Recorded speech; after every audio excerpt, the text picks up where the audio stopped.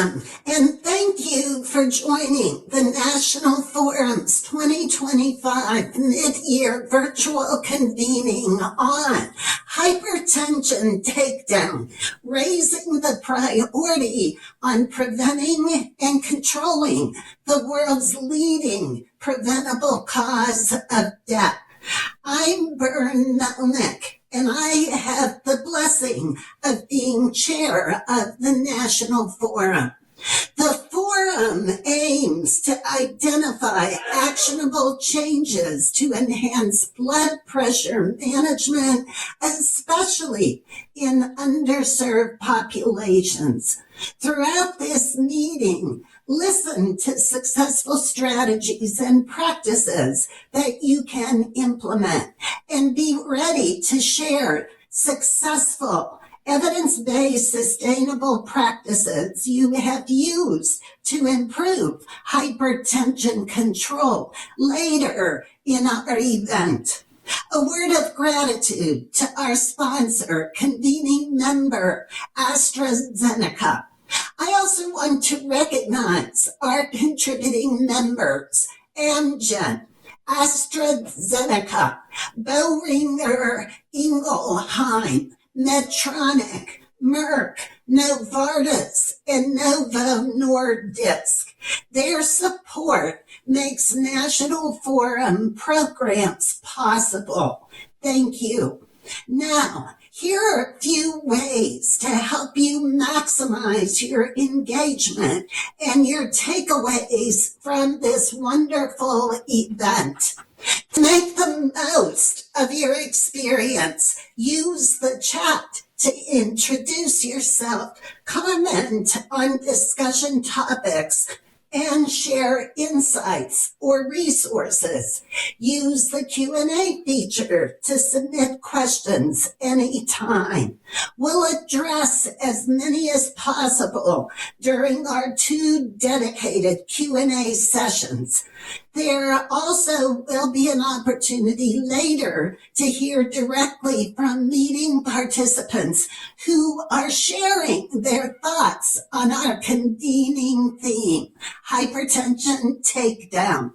Biographical sketches for all of today's presenters are in the virtual program book, available via Zoom resources button. Each speaker's X handle will appear on the screen and is also listed in the program book. Closed captioning is available, and you can control how it appears on your screen by using the CC button in Zoom. Today's meeting is being recorded. If you have colleagues who can't be with us right now, they can catch the whole meeting on demand in a couple of weeks. When the recording and meeting summary are posted, the National Forum will send you the link. Please share it with others who may be interested. Feel free, and we encourage you to post your comments on social media and share key points from the meeting with your network using the hashtag #NFHTN25. We do not have a scheduled break, so step away as needed, and by all means stand as much as you can during the meeting, because sitting is truly killing us. Turning to our meeting theme, Hypertension Takedown, raising the priority on preventing and controlling the world's leading preventable cause of death. Let us challenge ourselves to drive meaningful change in preventing and controlling the world's leading preventable cause of death, hypertension. This convening will introduce evidence-based practical strategies to raise the priority of hypertension prevention and control.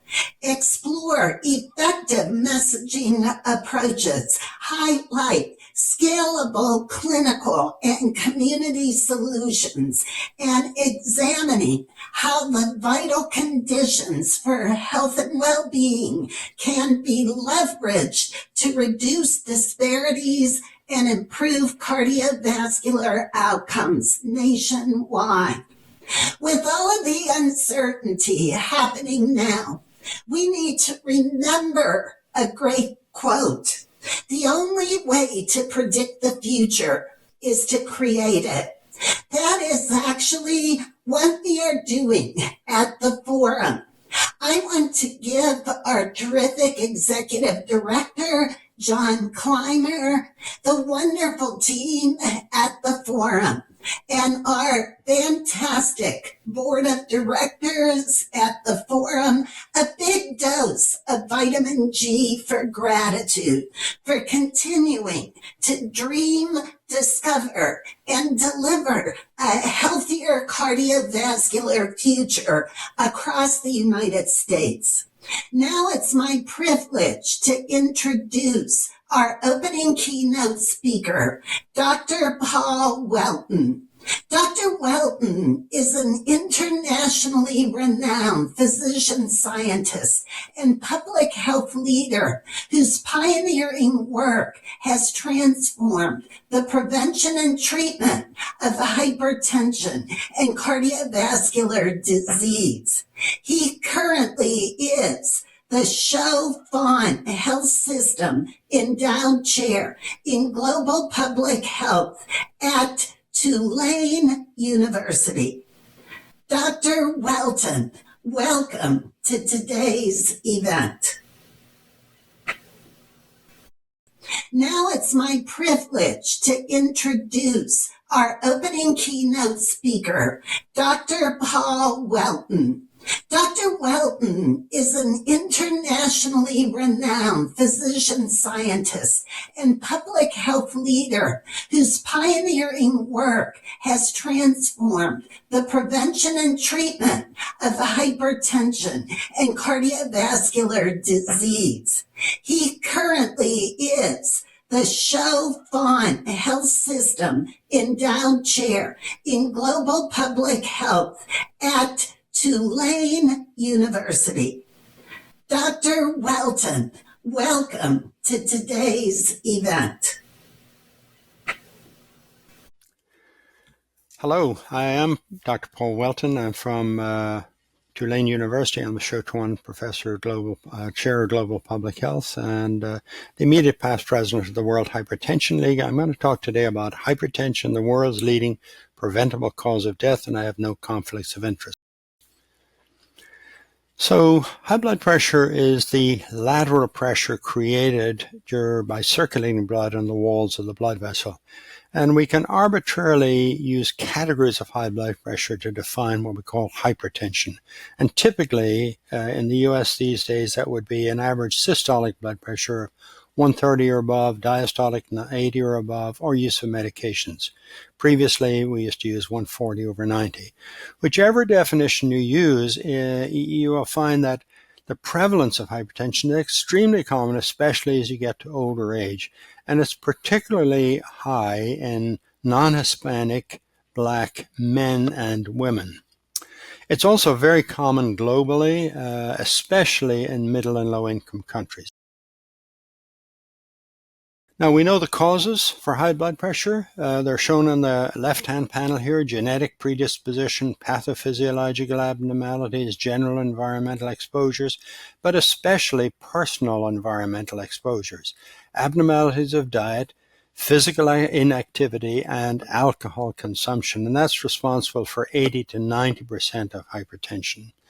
We also know the risk factors that tell you you're at risk for hypertension: a high normal blood pressure, a family history of hypertension, adverse social conditions, and a variety of other factors that I'm showing here. So we know the causes, we know the risk factors.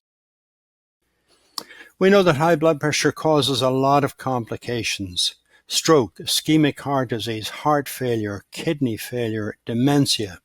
And we know that high blood pressure is one of the most important causes of death and disability-adjusted life years. It's more important than smoking, abnormalities of glucose, overweight, or birth disorders. And it usually manifests clinically in one of three ways: either ischemic heart disease, stroke, ischemic or hemorrhagic, or kidney failure. And it is the most common cause of death in the United States, especially if you combine heart disease with stroke. Now, we know how to manage it, and typically at lower pressures, we're going to stick with non-drug approaches. At higher pressures, we're going to combine that with medications, and in between, we will add medications when the underlying cardiovascular risk is high.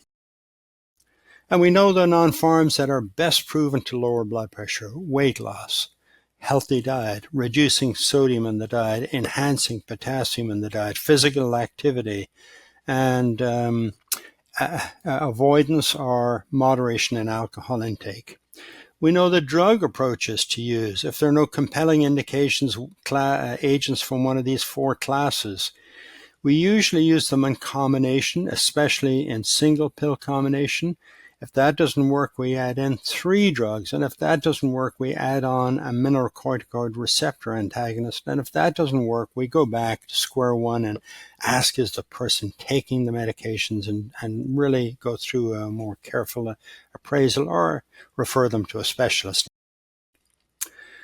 Now, since we know everything, we should be doing incredibly well. But unfortunately, we're not. Even at a very conservative cut point for outcome, 140/90, higher than any guideline recommends these days, we improved somewhat up until about 2012, and then we saw a drop, and we're well under 50% for the 140/90, and we're much worse globally. In the middle and low income countries where most people live, we're under 10%.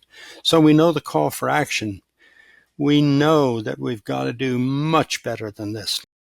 We can quantify what we've got to do. If you want to have 80% control at less than 140 systolic, you'd need an average systolic of 125. It would need to be lower for 130 or 120 cut points. We know that the average right now for treated hypertensives in the US is about 138. So we've got to drop that average by 20 to 25 millimeters of mercury. That's a big challenge, but it can be accomplished. We can do it by applying implementation science. You get 10 to 20 millimeters of mercury. Single pill combinations, triple therapy give you another 5 to 10. New classes of oral agents are coming out. There are new long-acting injectables and device therapies, especially useful for adherence challenges. Comorbidities, if they're present, can be treated. It can often drop blood pressure dramatically. And greater use of technology, including artificial intelligence. So we have a huge call to action, a big challenge, but we can achieve it, and we must achieve it. Thank you, Dr. Welton, for that compelling and eye-opening message. As a group, we value evidence, data. The numbers you shared are compelling for us. They tell us preventing and controlling hypertension is a national priority. But to accomplish the changes we seek, people paying attention to their blood pressure, taking steps to prevent high blood pressure, and when needed, following protocols to control it, we need communication approaches that meet people where they are and encourage people to make their blood pressure a priority and make healthy choices. This next segment will bring fresh thinking to how we communicate about hypertension. The approaches we've been using aren't getting the job done. Mike Raycotz's research finding that only 1 of 159 med students could take a patient's blood pressure correctly after being trained showed that we have to raise the priority on hypertension even within healthcare. Our next 2 speakers look at hypertension prevention and control from beyond the box. These communication and marketing experts offer fresh, compelling perspectives on how to communicate more effectively about high blood pressure. Their insights challenge and help us reframe the conversation, engage new audiences, and drive the action this issue demands. Let's get started. I'm excited to welcome Frank Luntz to the National Forum's mid-year convening. Dr. Luntz is a renowned communications expert. More media outlets have turned to Frank Luntz to understand the hopes and fears of Americans than to any other political pollster. You may have heard Dr. Luntz on the BBC or CBS or PBS, at CNBC, Fox, Bloomberg, NBC, HBO, or elsewhere. He is the author of 3 New York Times bestsellers, including Words That Work. It's not what you say, it's what people hear. Currently, he is a senior fellow at the United States Military Academy at West Point, where he teaches a communications course. So, Frank Luntz is a communications expert extraordinaire. There's a second reason we invited Frank to join us today. He is a stroke survivor, and he struggles with high blood pressure.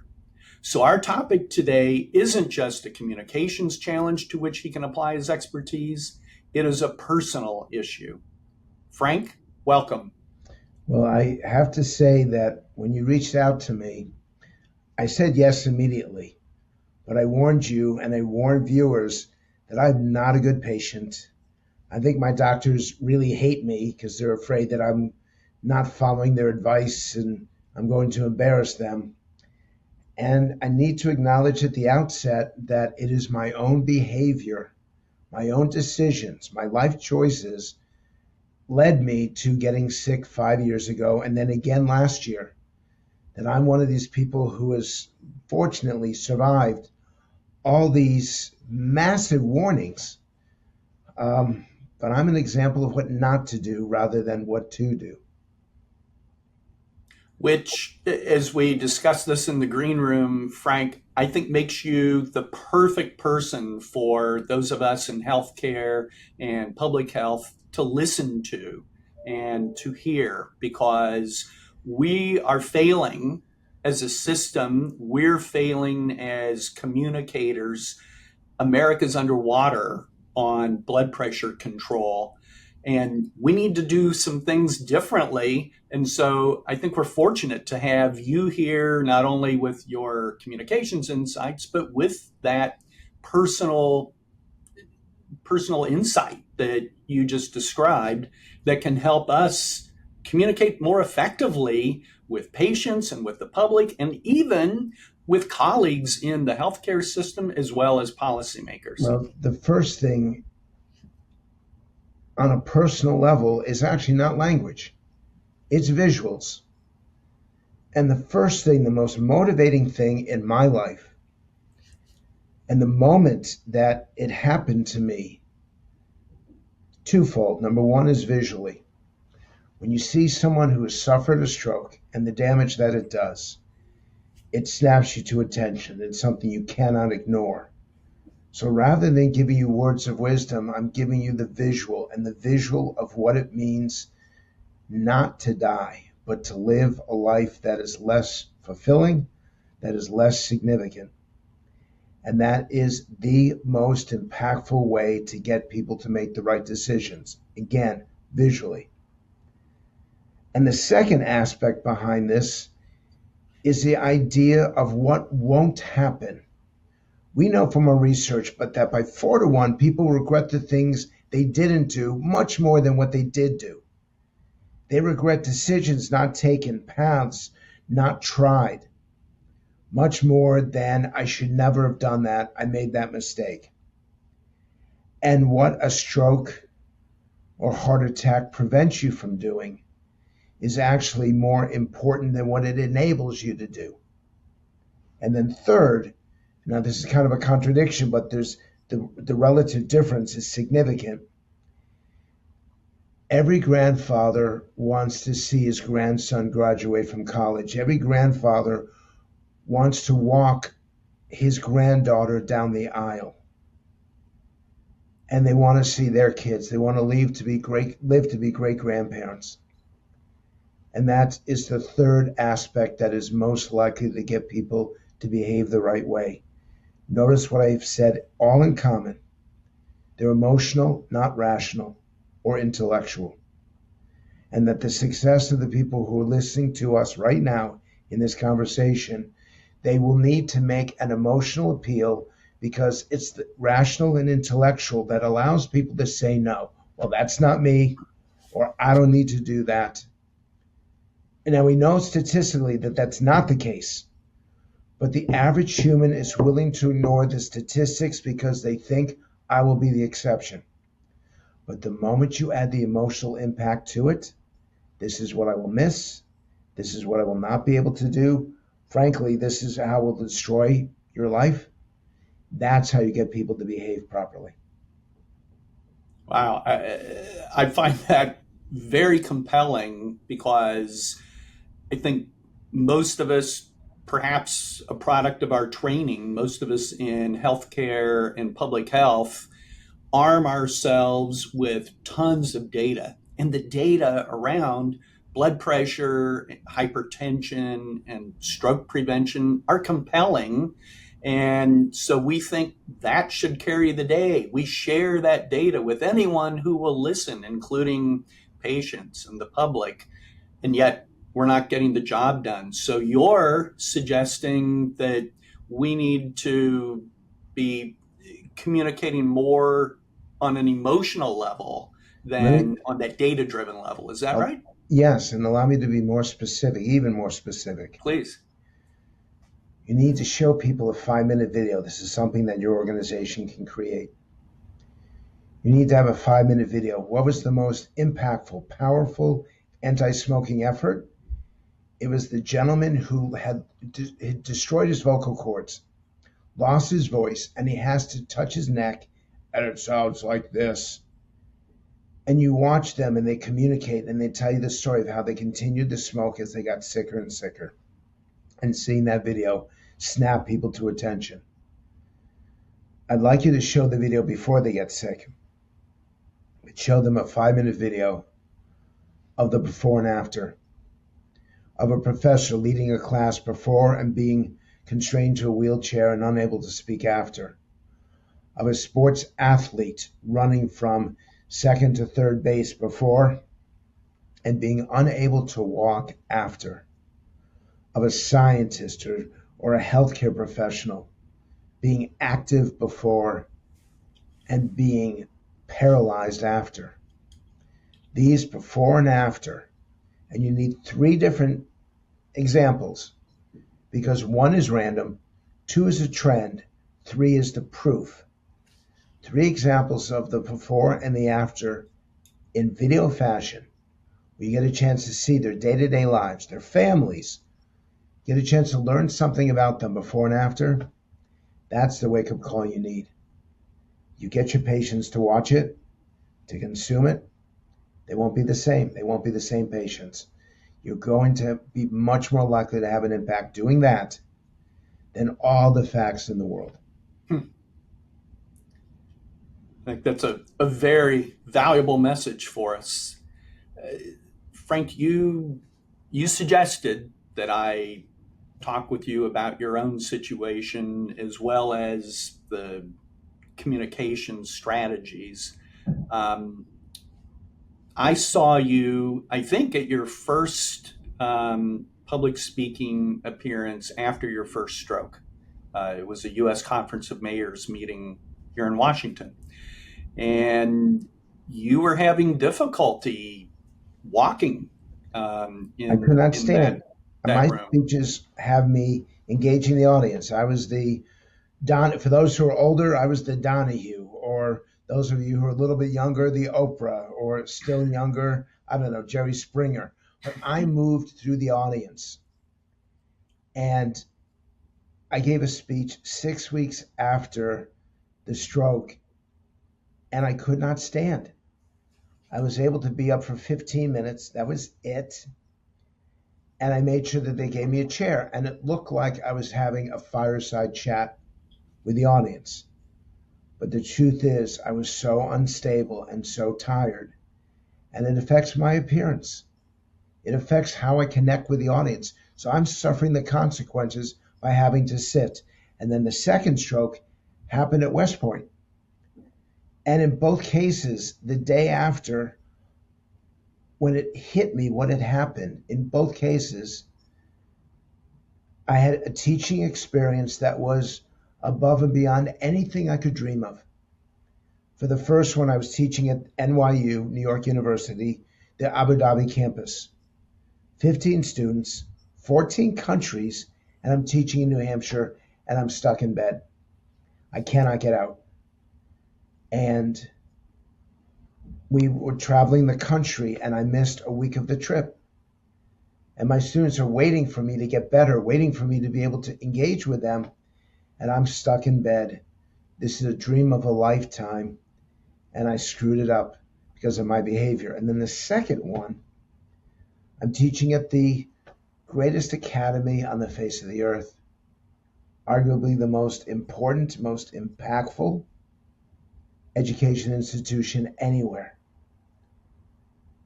And I miss a lecture with the head coach of the Carolina Panthers and the manager of the New York Yankees appearing together for the first time. People of genuine character at a university, at an academy of genuine character, and I can't be there. Brought them up, set them up, even had dinner with one of them the night that the stroke happened. I got to tell you all who's watching, you cannot give up on educating people about the consequences. You have to keep pushing, but you have to do it in a way that people are willing to listen. I will give you 3 words to consider. Number 1, consequences. Because everyone personalizes that to themselves. It's not failure, it's not mistake, it's what are the consequences of not taking your medication. Number 2, it's a life of no regrets. Now, can you imagine if you had to spend 20 or 30 years regretting something that you didn't do? And that living a life of no regrets it does not resonate for someone who's 30 years old. Absolutely resonates for someone who's 60 years old. And number 3 is meaningful and measurable. Meaningful means it's significant, it matters. And measurable means that you can prove it, and that's where the statistics come in. Your medication will have a meaningful, measurable impact on how you live your life. And in fact, I'll add a 4th one, which is quality of life. Because in the end, nobody wants to be alive until they're 100 if those last 30 years are spent confined to a wheelchair or a bed. You use that language with your patients. Added to that the video of 3 different examples. And in my mind, that'll get more people to cooperate, more people to do what is intelligent for them to do than any fact and any report and any science that you can offer. This is how you change people's behavior, and that's your responsibility. That's terrific advice. Thank you. Frank, we have about 2 minutes left. I want to ask you about a contrast in society. Hypertension affects nearly half of U.S. adults, and yet only 1 in 5 have it under control. So it's pervasive. Cancer affects far fewer people, and yet we see the public putting a high priority on cancer prevention. Advertisers talk about cancer prevention much more than they do hypertension prevention or high blood pressure prevention.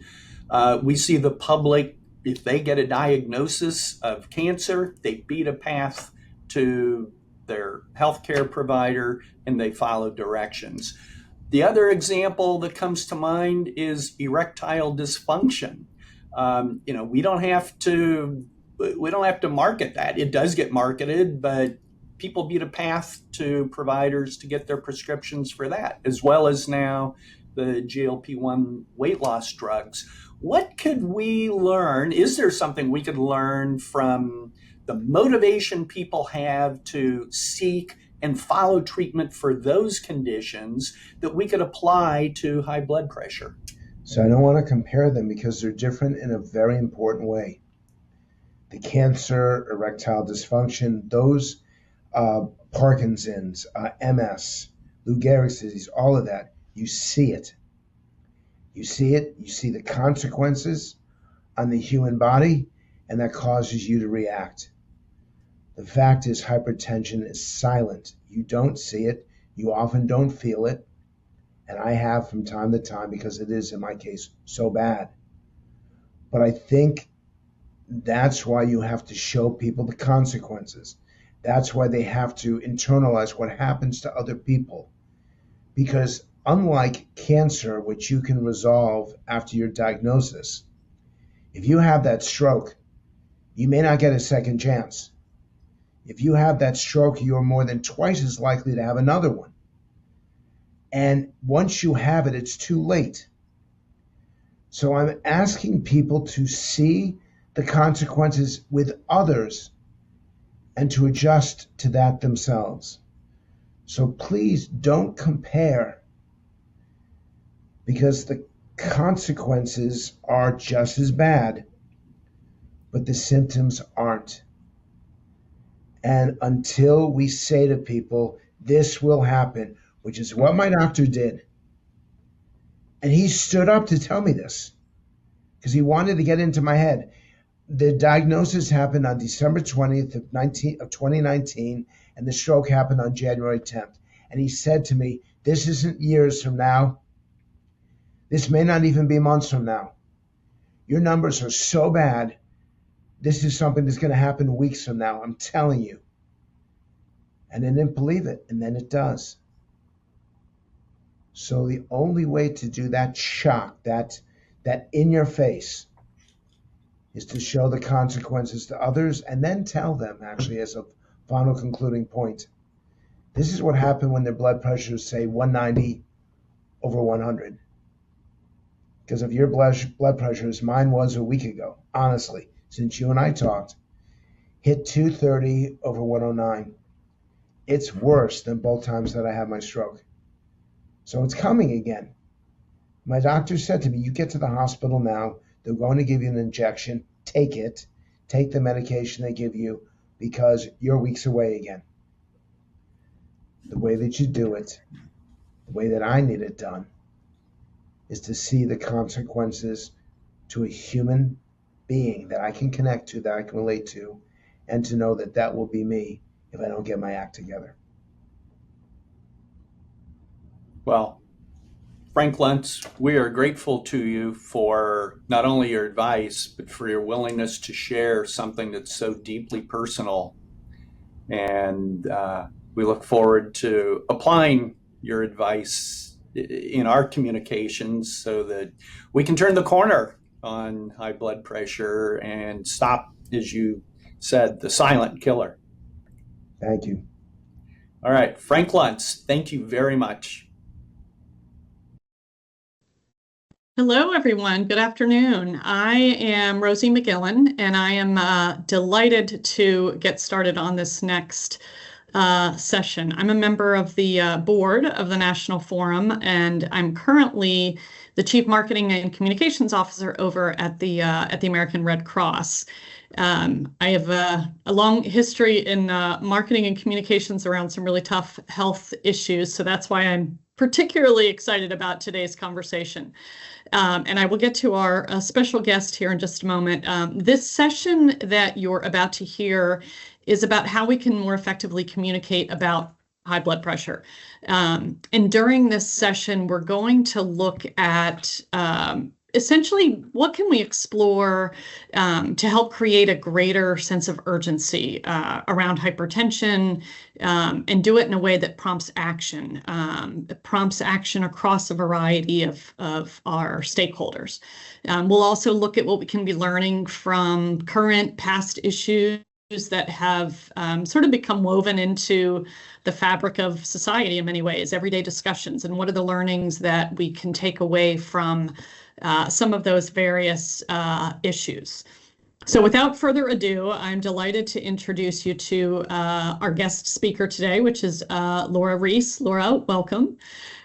Just to give you a little bit of background about Laura real briefly, Laura is a world famous positioning consultant. She also is a best-selling author.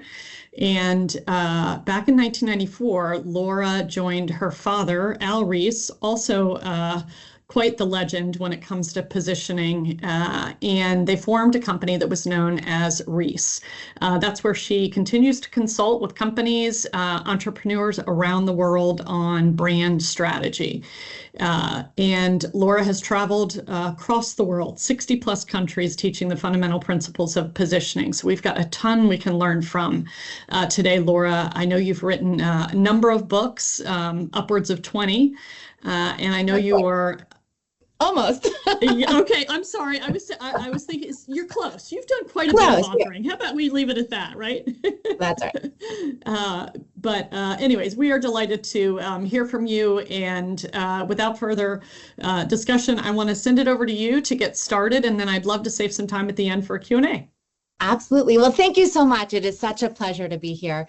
And as you mentioned, I worked for my father almost 3 decades. He is the father of positioning. He came up with this concept that really changed the world of marketing about how you can best communicate about your brand. And it's not just a brand.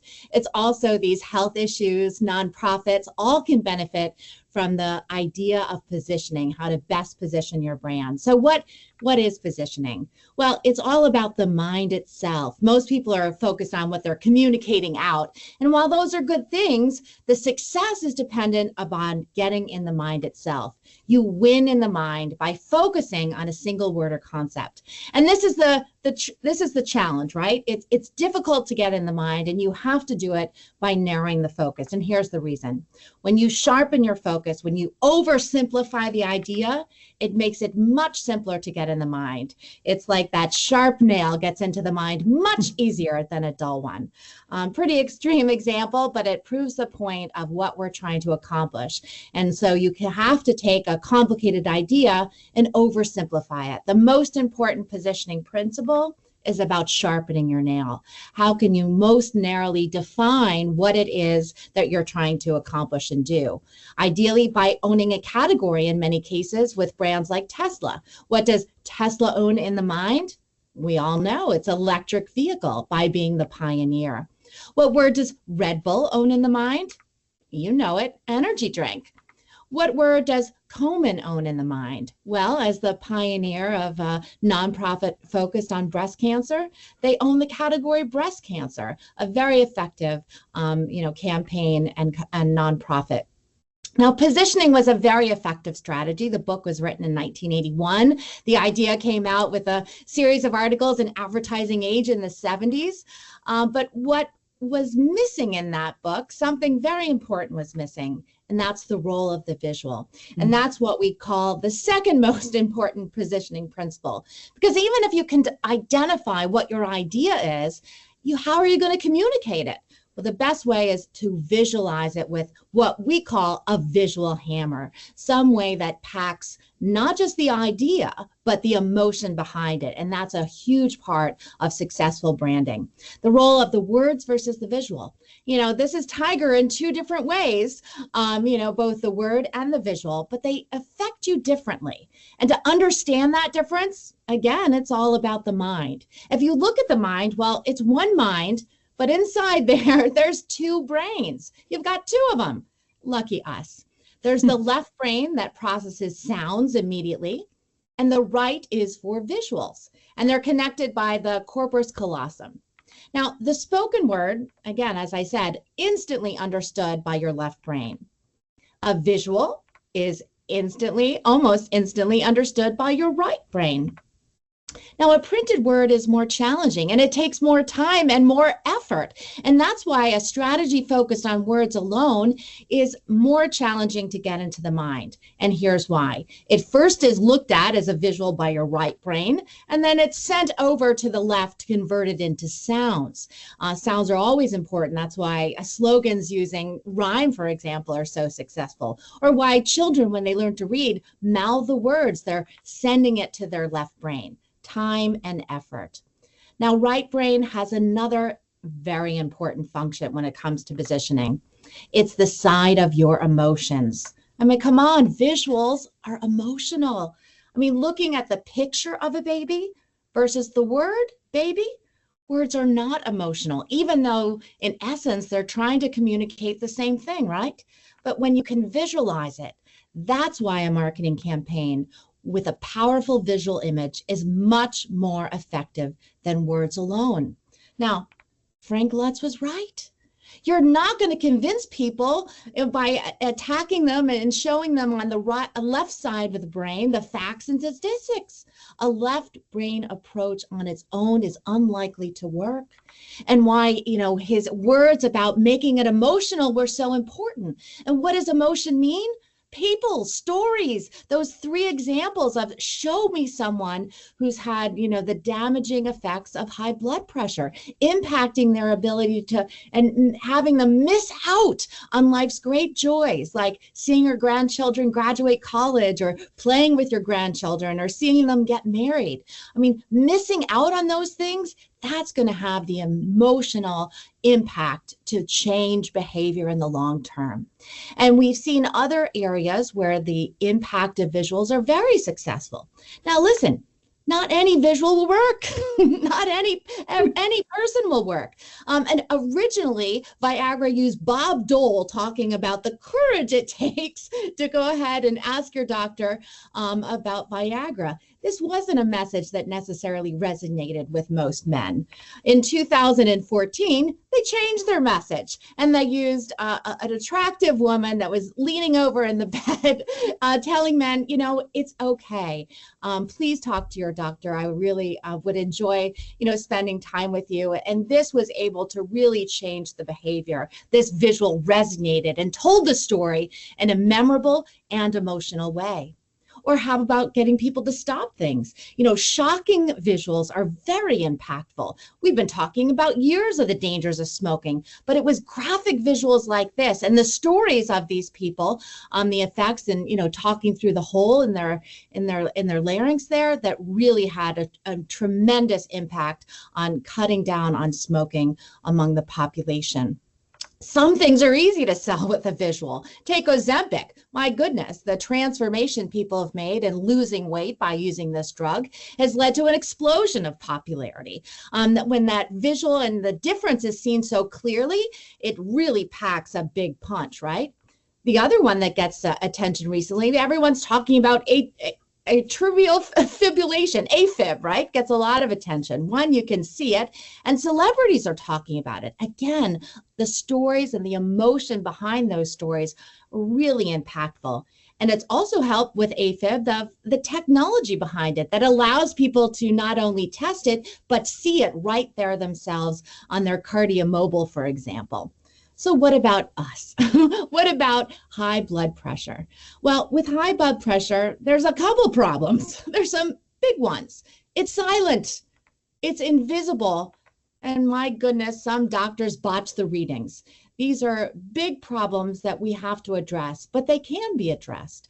And it's certainly very important because this is a really big risk factor, and potentially, addressing it can help so many. But, as most companies do, listen, many companies make the mistakes we talk about in positioning of trying to communicate too many things. In the nature of health, listen, the Heart Association talks about the life's essential 8.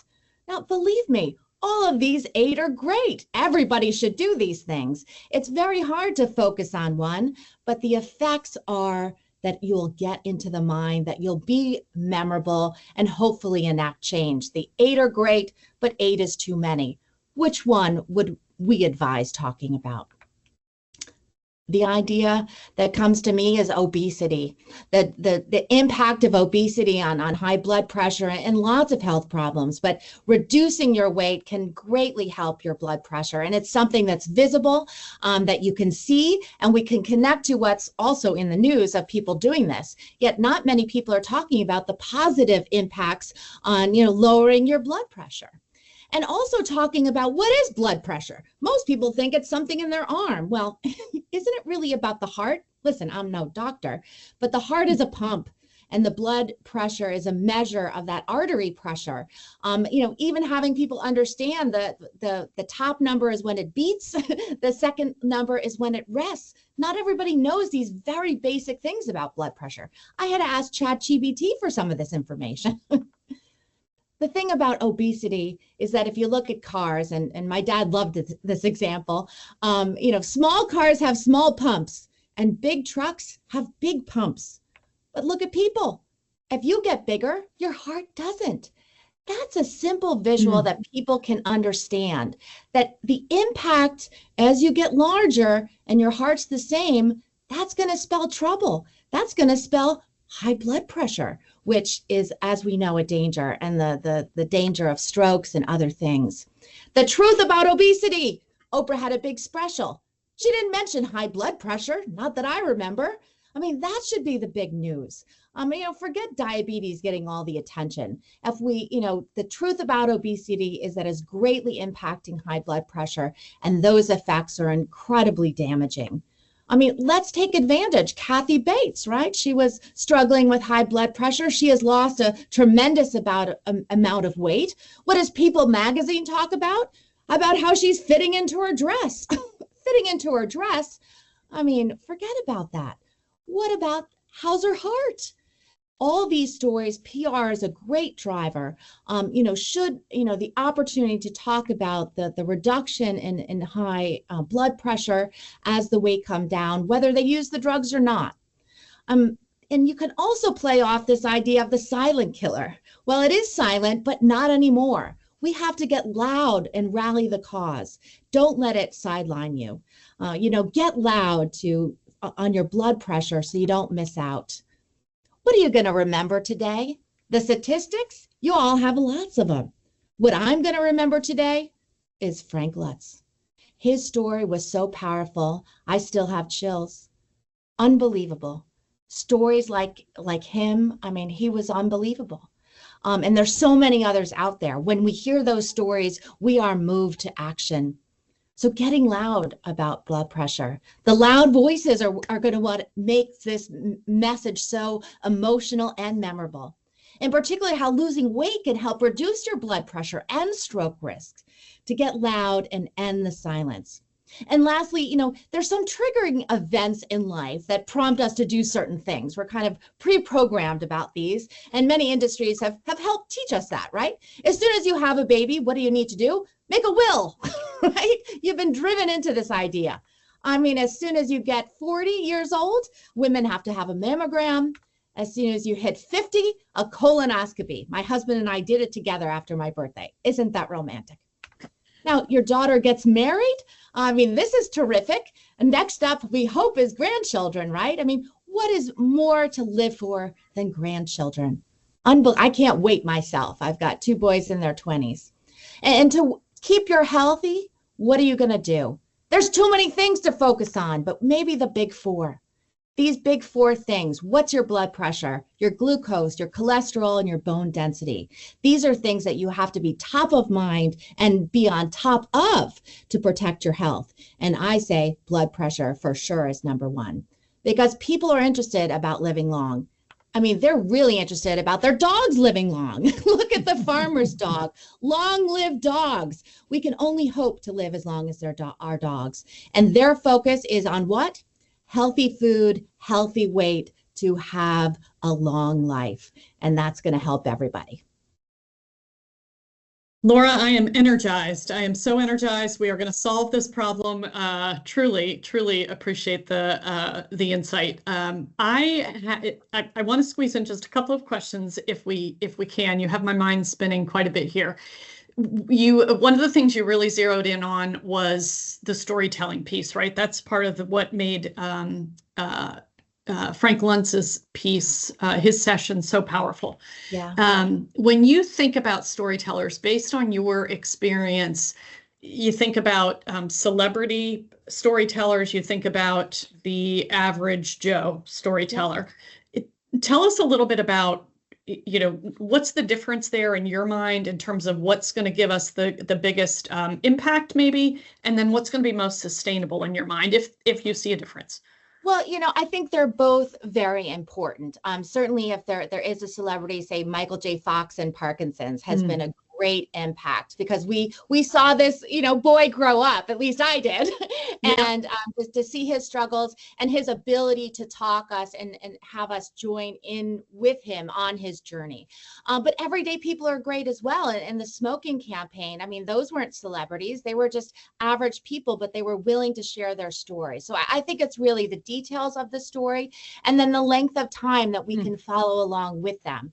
And the repetition, that's again extremely important. It's not, listen, BMW says the ultimate driving machine, not 1 month, not 2 years, but 30 years. So the long-term, hammering in of the dangers of obesity, particularly as it's connected to high blood pressure. And then, I think we all resonate. Frank Lutz has been so open, not just on this talk, but in the media as well about his struggles with weight, with high blood pressure, with strokes. And we really feel, a lot of compassion, and, we then see it in ourselves and know, what we need to do and take that doctor's advice, right, to follow through on those things. And hopefully there's new scientific areas that can help out. And I think people are also seeking those out. Well, that's one of the things I think with high blood pressure. It is channel agnostic, right? Because it impacts so many audiences. One question for you related to channels and promotion. You had talked a little bit about the value and the need for repetition, right? That message being repeated time after time, reaching people where they are. I would be remiss if I didn't ask about social media, right? So as we think about a platform like TikTok, right, you've got influencers who they are breaking through, right? They are transforming lives. I personally know from Red Cross experience, TikTok's our fastest growing platform. What do you see from a social media perspective in terms of how do we break through? Because the attention is so short. People are wanting more video, they're wanting more content, they're wanting it more quickly. Anything we ought to be considering there? Well, again, I think it's about figuring out exactly what that message, what that slogan, maybe even what that visual is. Again, what I really think is, most people visualize blood pressure by a cuff on the arm. Is that really what it is? Or can we refocus that to be that it is about the heart health, and the connection there with it, and some kind of look what the pink ribbon did for Komen, or the yellow bracelet for Lance Armstrong and Livestrong. I mean, not that you need, a ribbon or a bracelet, but just, making that connection that it is a heart issue, that it is a heart health, piece, and laying that over in those different areas and stories. And I also think there's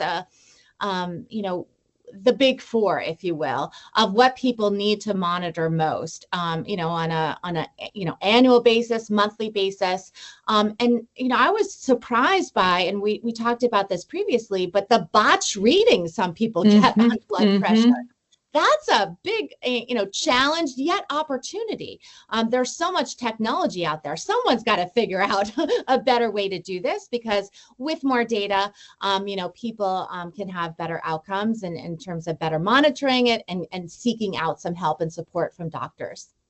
Well, Laura, thank you. You have certainly given us a lot to think about as it relates to use of visuals, language, manageable points that are going to be memorable. All of the points you've made have just been tremendously helpful. So thank you for your time and all of your guidance. We really do appreciate your time. Thank you. Thank you, Rosie and Laura, for that insightful and energizing discussion. Your strategies to position hypertension as a top priority in the minds of patients and healthcare decision makers are thought-provoking. Focusing on a singular concept can help hammer it into the consumer's mind, allowing them to more clearly visualize the product, blood pressure control.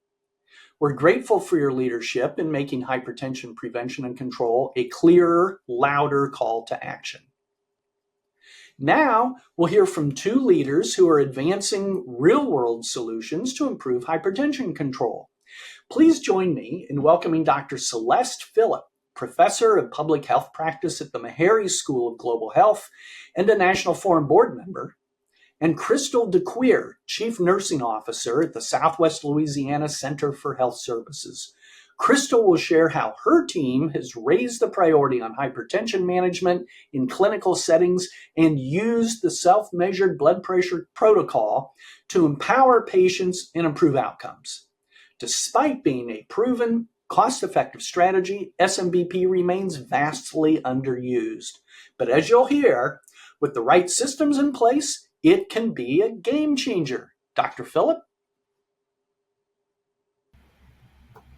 Thank you, John. I'm delighted to be here talking with Ms. Crystal DeQueer on her self-management blood pressure program that I think listeners, participants will learn so much from, as I know I did when we chatted earlier. So Crystal, if you wouldn't mind just starting out with telling us about your program and how you incorporated the self-monitoring of blood pressure into your very comprehensive program. Hi, thank you. Yes, so the inception of our program began in 2022.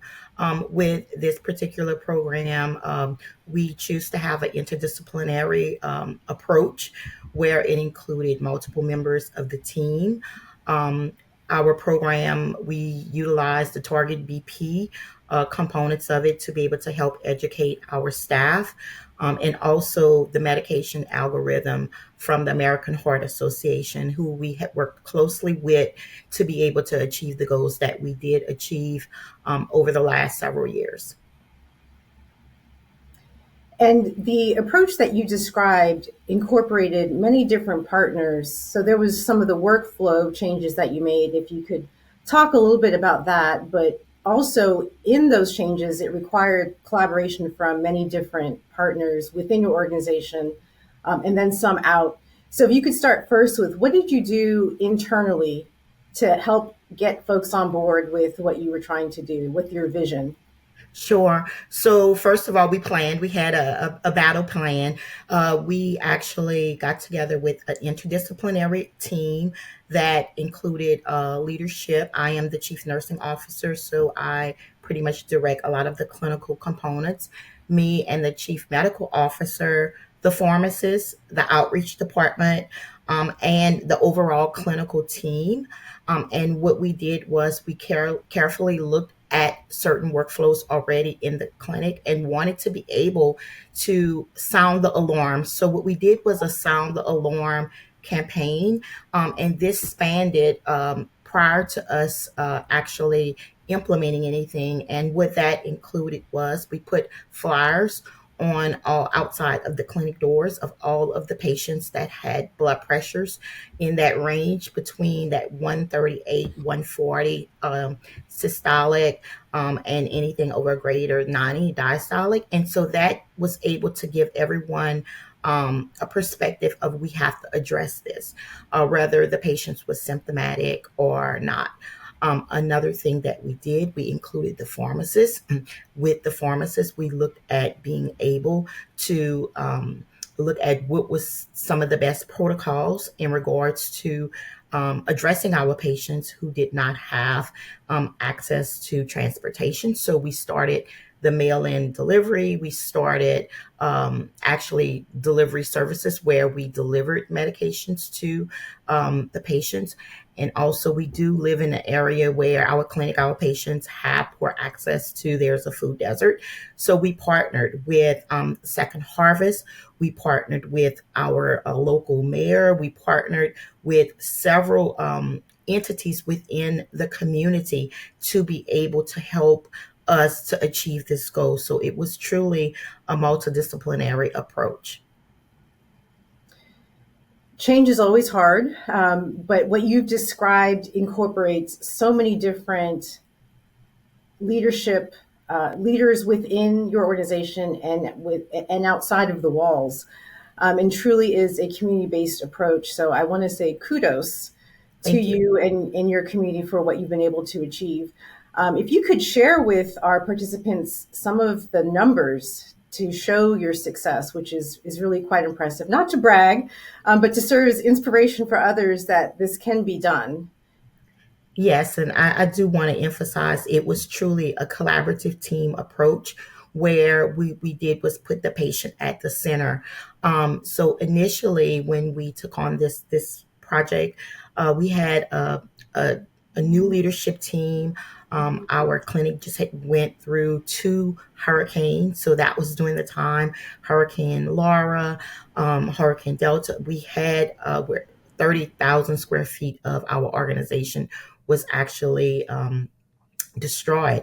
And so when we looked at the numbers coming in, basically only 45% of our patients were controlled with their blood pressure. Keep in mind, a lot of patients did not have internet access. And so we had those issues that we were dealing with. And so that's why we choose to be able to do this collaborative approach. So we started with the 40% compliance, and by the end of the year, we had a 70% compliance of blood pressures being controlled. We started with 700 participants. So when we looked at our patients, 700 patients choose to participate in the program.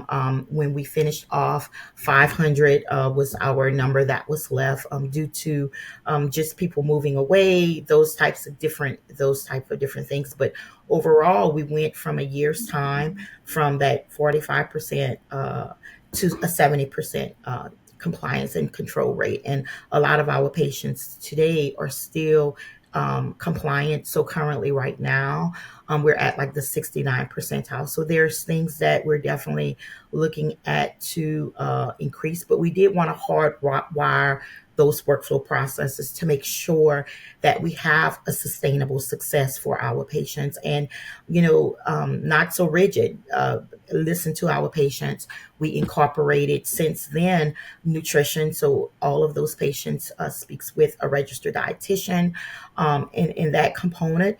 And so a lot of those patients also have diabetes. So that's the time where we kind of want to make sure that, we focus on hypertension, but we're focusing on all the other co-diagnosis that sometimes comes with patients who are limited to access and not have the healthiest foods. Another component of that was we started a community garden.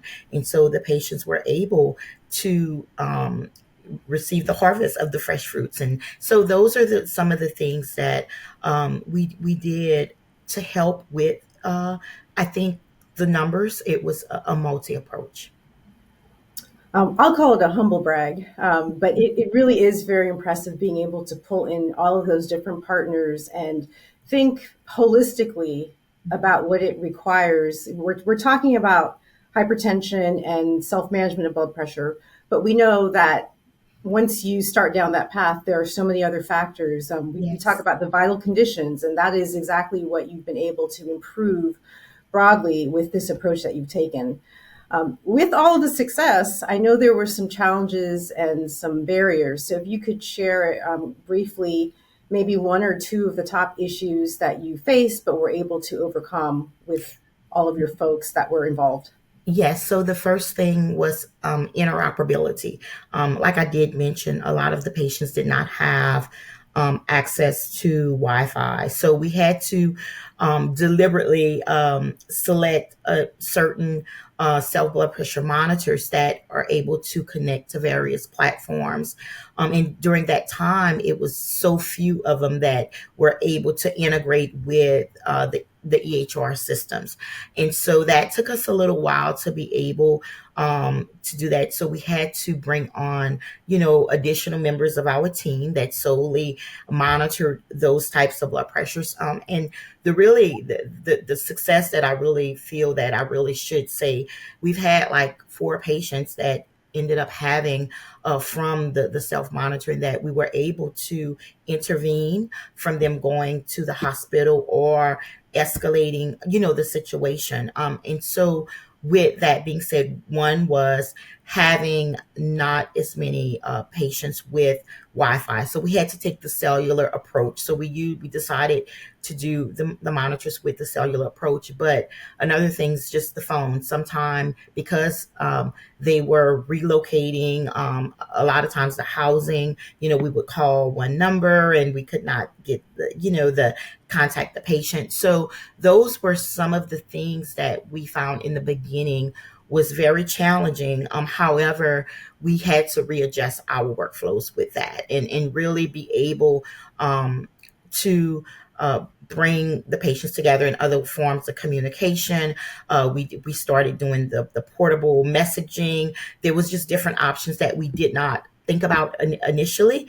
Of course, the mail, but we wanted to be able to address those blood pressures in real time. And so that was the biggest, I think, for us, the barrier was really having that limited internet. However, Wi-Fi. However, what I can say with what we found was literally once the patients were educated, they came in, they knew the signs. A lot of those patients was looking forward to their success when they came back to the doctor. We celebrated that, and so some of the barriers initially was just I think not having that holistic approach to be able to give them resources with, of course, medications, but other resources once they were able to maintain their blood pressure, because that was one of the biggest things. In the South, people eat very unhealthy. And so really being able to be creative, just the registered dietitian, with them not feeling that something was taken away from them, better yet, they were gaining, better outcomes with their health. Thank you so much, Crystal. There's so much here to unpack. I suspect some people may want to listen to this a few times. But I think the key takeaways are if you know the best practices, you have a vision, you bring in leadership, you bring in team members, but most importantly, you bring in community. This can be done anywhere. You talked about some of the limited resources and some of the technology challenges, and you were still very successful. So I want to thank you for all that you have done for your community, sharing with us, and look forward to hearing more in the future. Thank you so much. I'll turn it back over to John Clymer. Thank you, Dr. Phillip and Crystal, for sharing such a powerful example of what's possible when clinical leadership, systems thinking, and patient-centered care come together.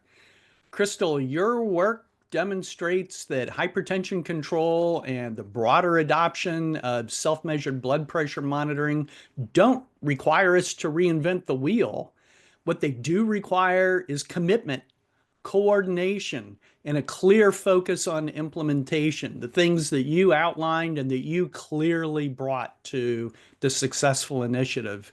So thank you for giving us strategies and maybe even more importantly, hope that we can do better, because all of us must do better.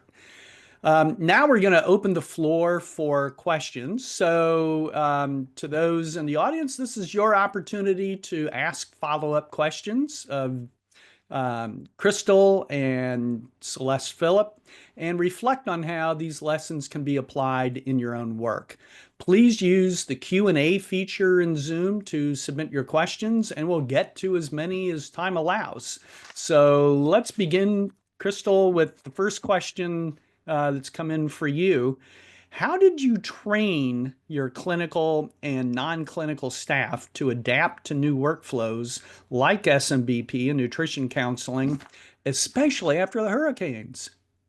So thank you for giving me this opportunity. It was actually done in phases because we have several over 10 sites. And so we did a pilot site to be able to truly kind of get all of the kinks out. But we use a lot of the material. I wanted to be evidence-based. So with American Heart Association, a lot of the target BP resources and a lot of the videos, the same videos that the patients actually viewed in the front lobby. We had the nurses, from the nurses to the providers. We had a lot of our nurses and MAs every 6 months, really making sure that they were engaged with the webinars, the monthly webinars with Target BP.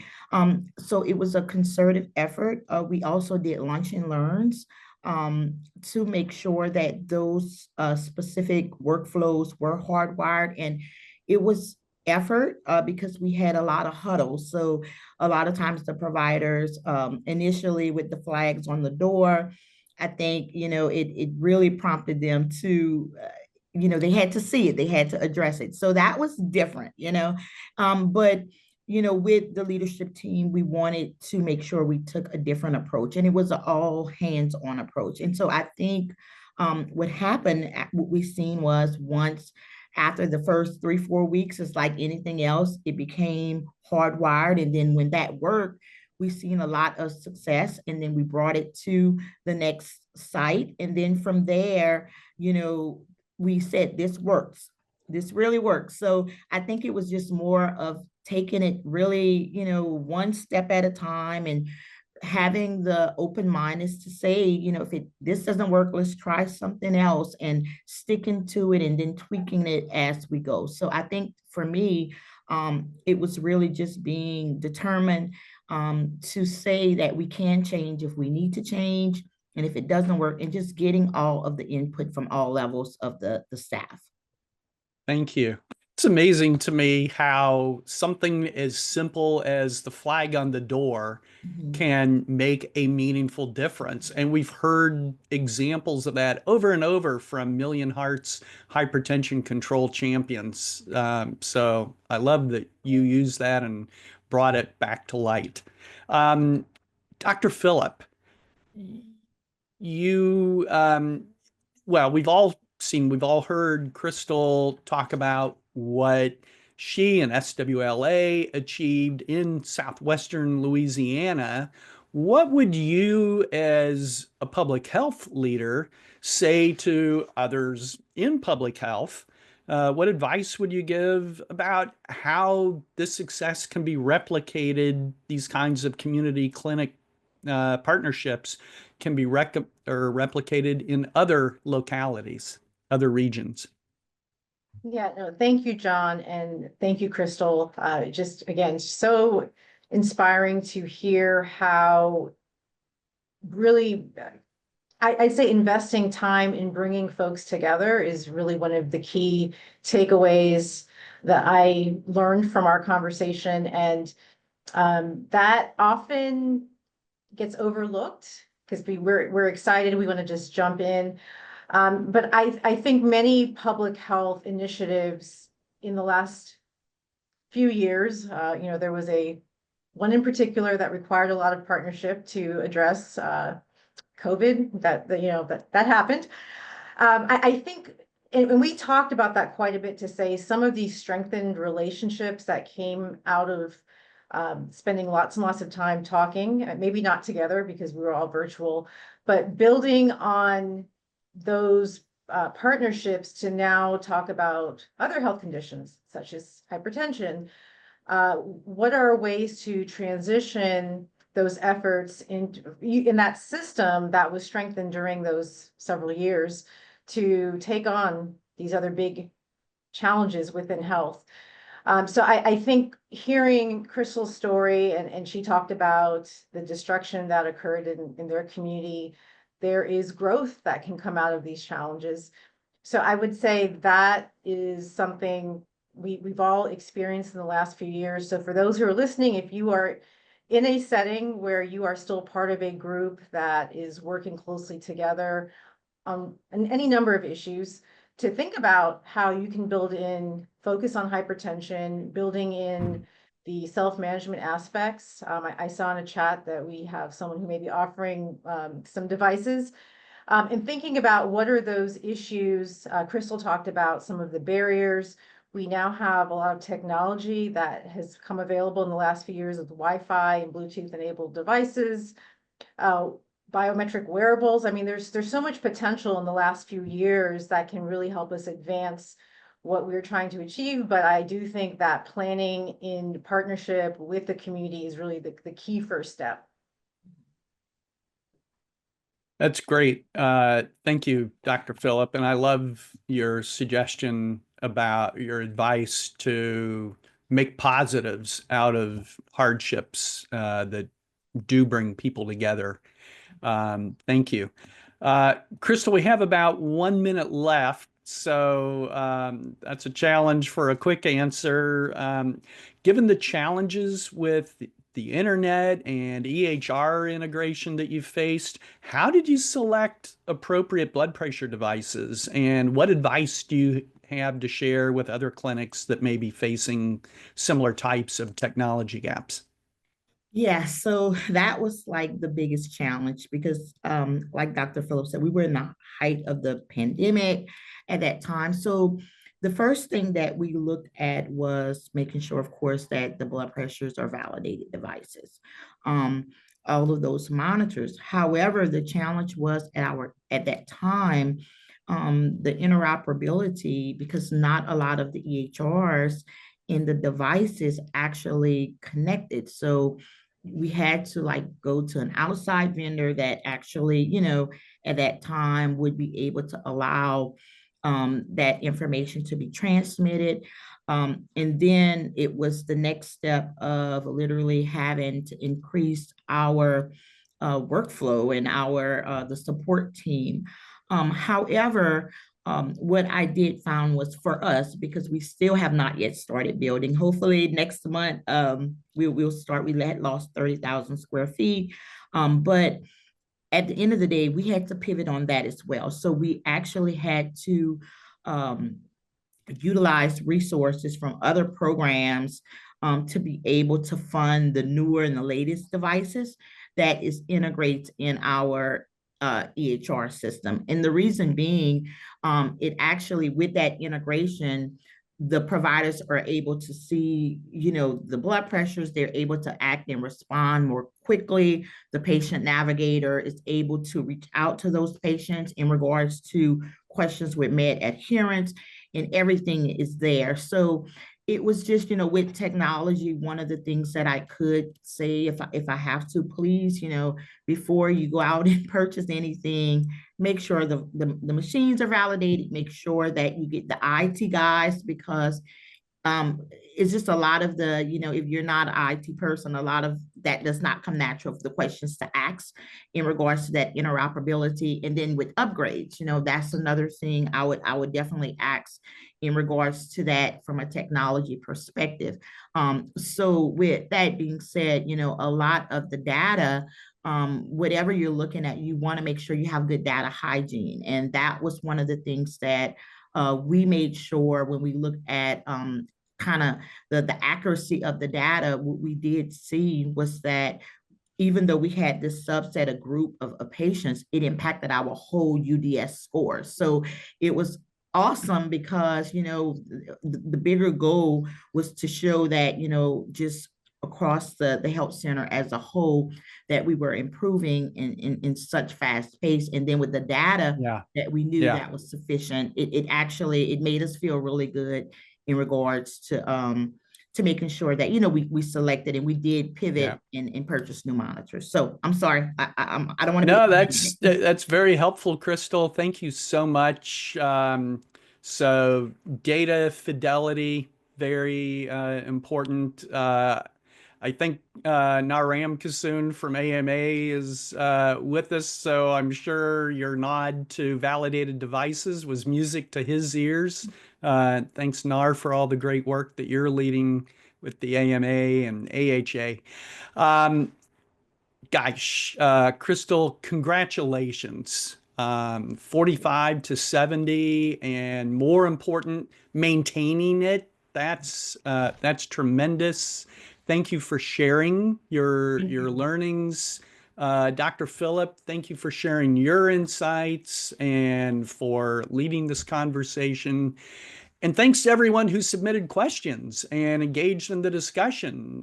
We really value your curiosity and commitment to advancing hypertension control, and these kinds of practical, patient-centered, and system-level strategies are what's going to drive this work forward. So thank you again to our speakers for your thoughtful and inspiring contributions. Thank you. Thank you. We now turn to a panel that broadens our perspective and challenges us to think more holistically about the root causes of hypertension. Becky Payne is CEO of the Ripple Foundation, and she will lead this important discussion on the vital conditions for health and well-being, the essential community level factors that shape health outcomes and life opportunities. From access to humane housing and reliable transportation to economic stability and a sense of belonging, these vital conditions influence blood pressure control in powerful and often overlooked ways. Joining Becky are two distinguished panelists, Mayor Angie Nelson Deutsch of Michigan City, Indiana, who brings a community leader's lens to addressing hypertension at the local level, and Dr. Dan Lackland, professor of epidemiology at the Medical University of South Carolina and another past president of the World Hypertension League, who brings deep expertise in both clinical and public health science.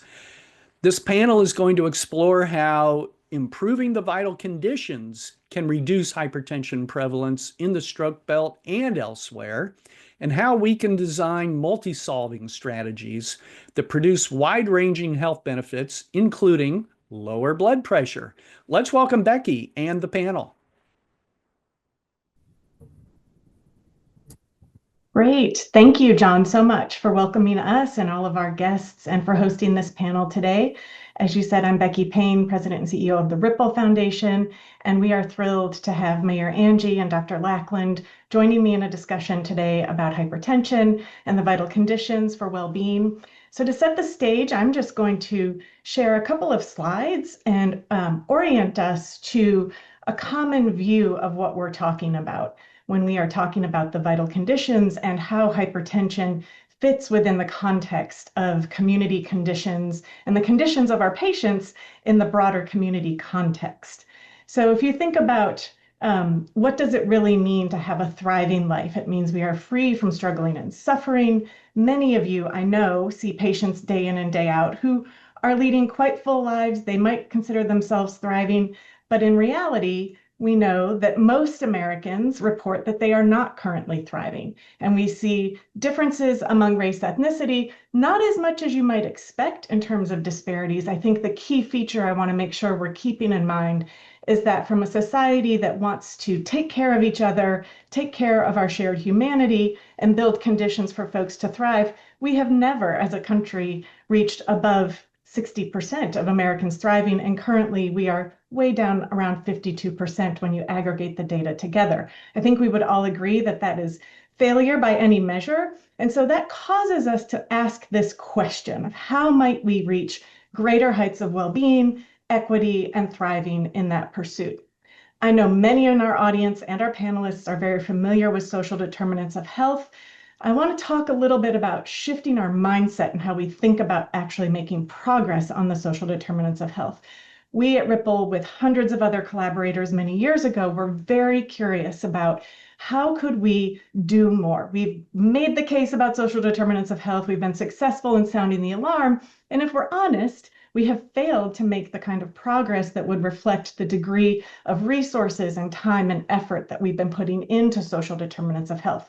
So born out of that inquiry about how could we improve our actions and really activate progress, we gathered together to ask ourselves what is needed. How are we failing to not just make the case that there's a problem, but move people to action in progressive ways that actually demonstrate the conditions we know can produce well-being. And that is how we came to the Vital Conditions for Health and Wellbeing framework. I know for those of you who have attended this series of seminars for the last couple of years, you may have been exposed to the vital conditions. Hopefully some of you are actively using them in your communities. I want to just point out a couple of key features, and then we're going to dive into discussion with our panel. So the vital conditions, there are 7 of them. They represent the kind of conditions that any individual and community needs in order to support people to have the opportunity to thrive. We would certainly place hypertension and the ability to have freedom from cardiovascular disease in that category. Once you have that, we would also want you to be able to not just have treatment, but also have the conditions that support you to reclaim your health, your well-being, despite the conditions you might have, and enjoy community living, connecting with others, and all of the things that we know lead to thriving. So when you look at these, you see a pretty wheel, and sometimes people stop there. I want to call your attention to the right side of the slide and just point out that this is not left up to anyone's discretion. When we talk about the vital conditions, we have very measurable, benchmarkable standards for what that means. Things like a thriving natural world. So if I need to get out and have exercise in order to be meeting my care continuum, then can I do that in a way that has clean air, clean water, safe routes for getting exercise? Of course, basic needs for health and safety are seen there, pointing out that this goes beyond delivery of crisis care, but is about prevention and access to all the things that produce health. Humane housing, for example, meaningful work and wealth, lifelong learning, reliable transportation, and then at the heart space of this framework is belonging and civic muscle. And I think this is something, as we talk about mental health and social connection being at all-time lows and having a parallel crises, we think about belonging and civic muscles as antidotes to those health conditions and concerns. And these all provide opportunities for us to think about when we talk about hypertension and we're in the room with a patient, the broader community context that they are showing up in, and then returning back out to, how do we think about really making sure that those of us responsible for those conditions, Mayor, and those of us responsible for counseling our patients, Doctor, are also keeping in mind the role that we each can play to improve those community conditions, the investments that are being made, not just by us as individuals, but by those leaders in our community being called to a standard that values producing conditions for well-being. So I'm going to pause there. And I'm going to invite my fellow esteemed panelists to start with introducing yourselves. And then I'd like for you to reflect on how strengthening the vital conditions might be a viable strategy for reducing the prevalence of hypertension and support better health outcomes in your context. So I'll start with you, Dr. Lackland, and then we'll go to you, Mayor. Great. Thank you. Dan Lackland, it's great to be here. I am an epidemiologist and a faculty member at the Medical University of South Carolina. I'm the past president of the World Hypertension League, and hypertension is something, boy, that just fits in my full career. I'm so excited about being here with you and with Mayor Angie, because I think it's essential that we be together, we be in the same room, because there's such a great synergistic benefit that's here, but we complement one another. I'm not sure we can do it separately. If I look at hypertension, I look at hypertension control, and I look at the metrics that you put forward in the different categories that you put into there that we want to address. You have something there for every piece for hypertension. Yeah, one is just simply the awareness, the knowledge of the patients. If you don't know what your blood pressure is, you don't have access to getting a blood pressure measurement.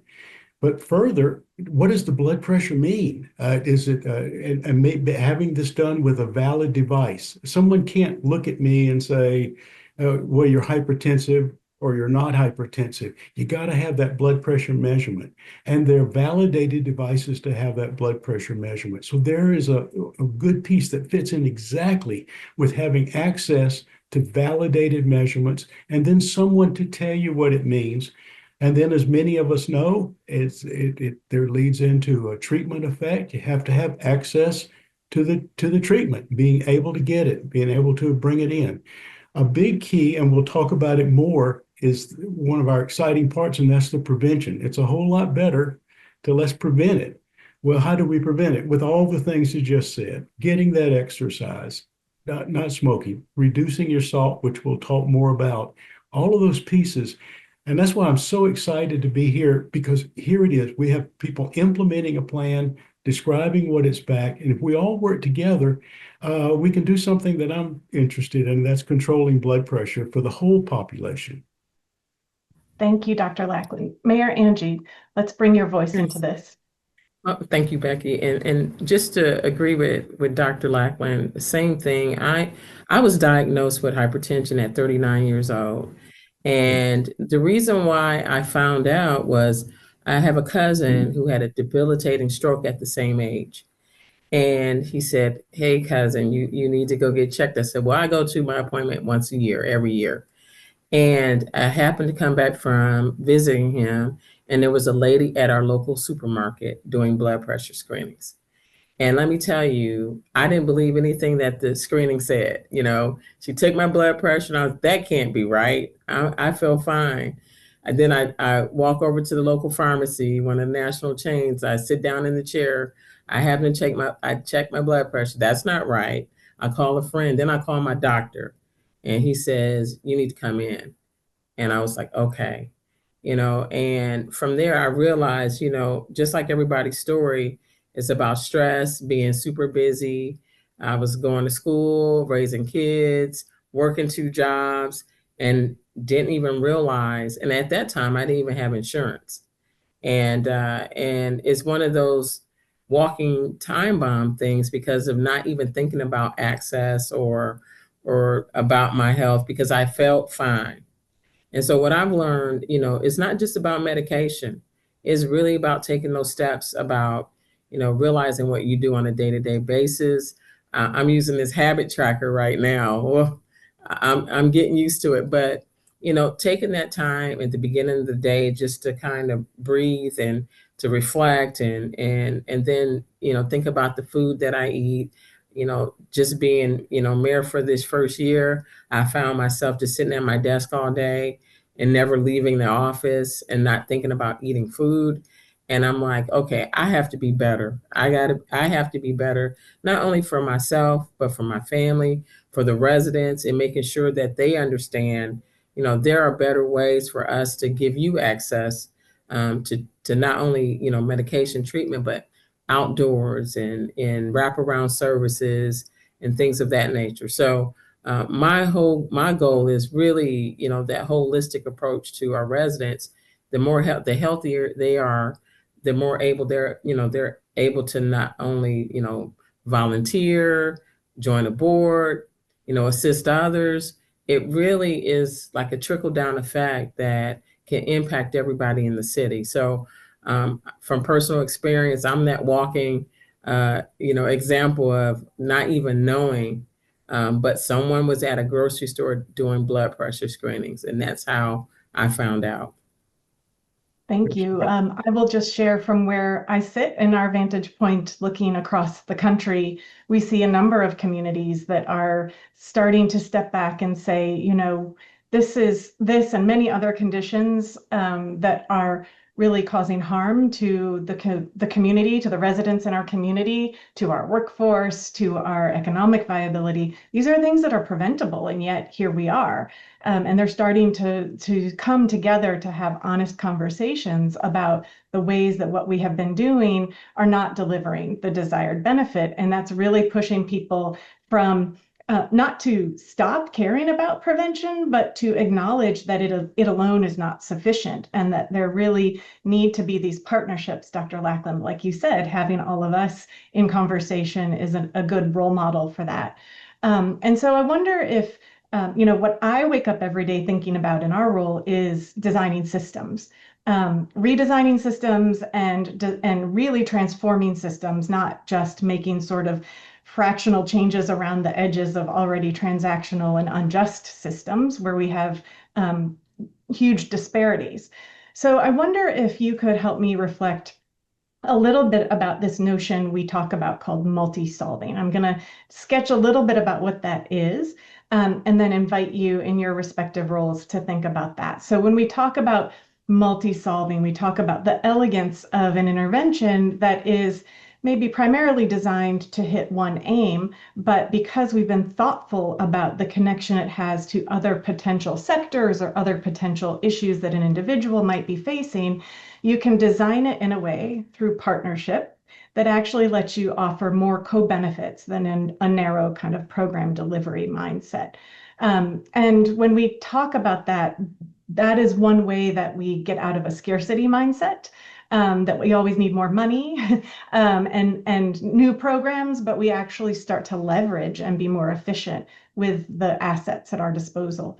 Mayor Angie, I love that you brought in this idea that as people feel better, they can start engaging in their community, they can start volunteering. And that's what we think about when we talk about going from scarcity to abundance, that our budgets are a fixed pie, perhaps.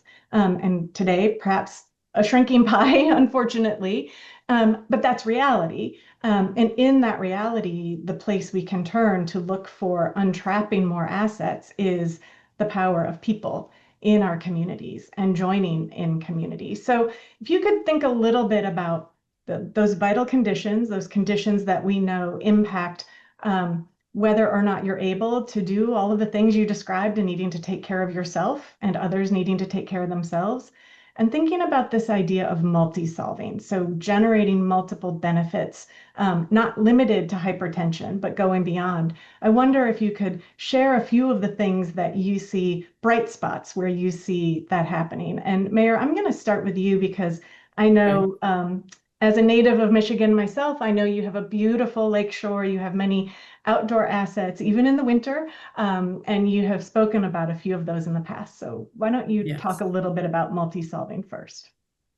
Sure. And what I'll say is one of the things that I learned in going through this process to be here today is that, I knew a lot about social determinants of health, but not really anything about vital conditions of health and well-being, and what that continuum and what that will looks like is what I try to do every day. I mean, that's actually my job is, providing reliable transportation, making sure our residents are educated and learning new skills, making sure that they belong to boards and commissions and are volunteering, making sure they have safe housing, all those basic needs.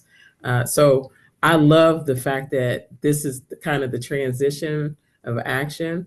And, a lot of the new programs, we're doing the Move with the Mayor. We're kicking that off in a couple of weeks. Now that's new. And I tell everybody, Mayor needs to lose a little weight as well and learn how to eat healthier. So that's just one of the programs. The Move with the Mayor program is really engaging community members that focus on health and wellness. We have a new Taekwondo studio. We have a person that owns their own gym. We have someone who does step aerobics, someone who does line dancing. We're trying to bring all those cultural things to the table, but also we're having speakers who are professionals. We have doctors, we have people doing screenings, but then we have giveaways, we have things for young people, and then we're at different parks in Michigan City.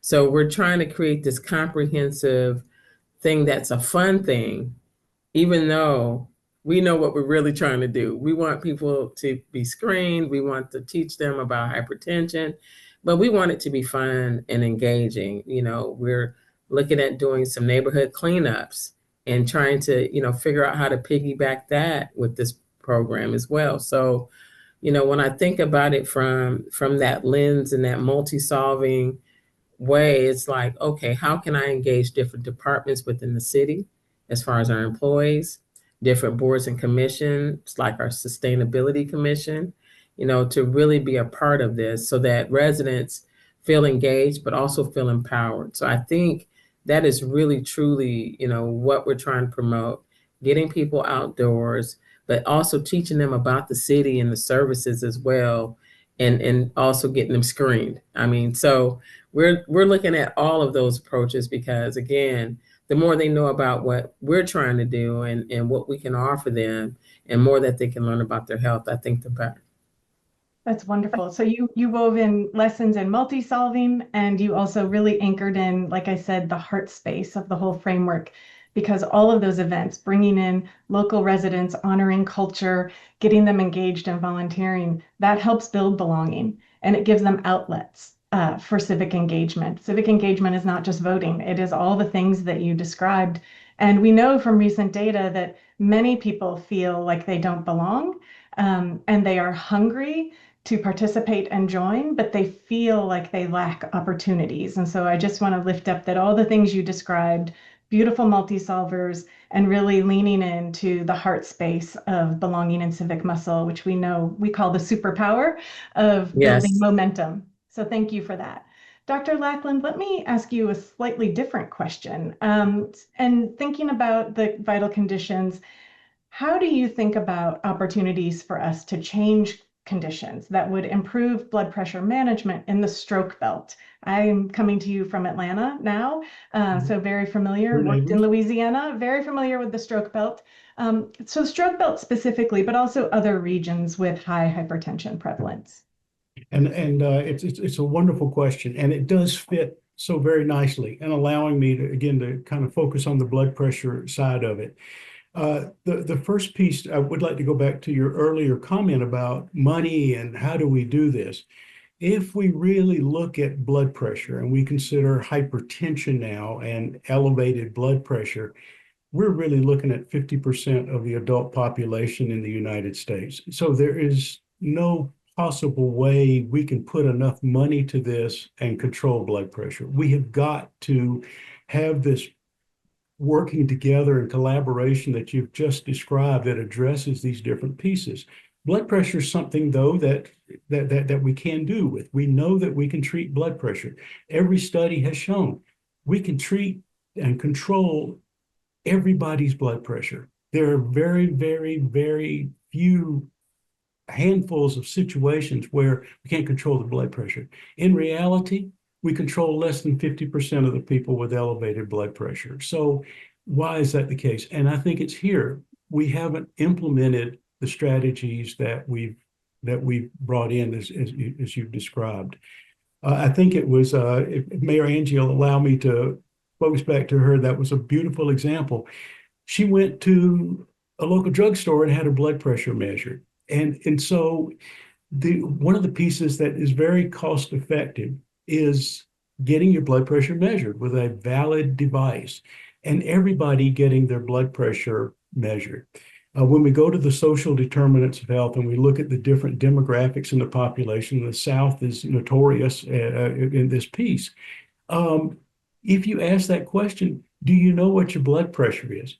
The number of people that don't know what their blood pressure is. Unlike weight, like we can all look at somebody and say, that person might need to lose a little bit of weight. We have some scales and we can confirm it. But with blood pressure, it's not that way. You can't look at somebody. You need to have that blood pressure measurement. And in one sense, like everybody in the population knows their weight, and they're able to calculate their body mass index and subsequently there's no reason why we can't have the same thing. And some of that might be access to out-of-clinic blood pressure measurement. Like maybe we'd measure blood pressure with the same level of enthusiasm that we know our weight, so that at any one given time, everybody can pick it up. As Mayor Angie said, with some of the strategies, and I know Ripple does this too, lots of blood pressure measurements, health fairs and screenings where we're taking the blood pressure. And I'm amazed, and I know both of you are as well. We always find those people that didn't know they had they didn't know they had the high blood pressure. They didn't know it was there. And now that next piece is getting us into that realm. The other aspect that we've spoken about is in the prevention side of it. Is going specifically to the stroke belt, to the southeastern portion of the United States, and to show you the magnitude of it.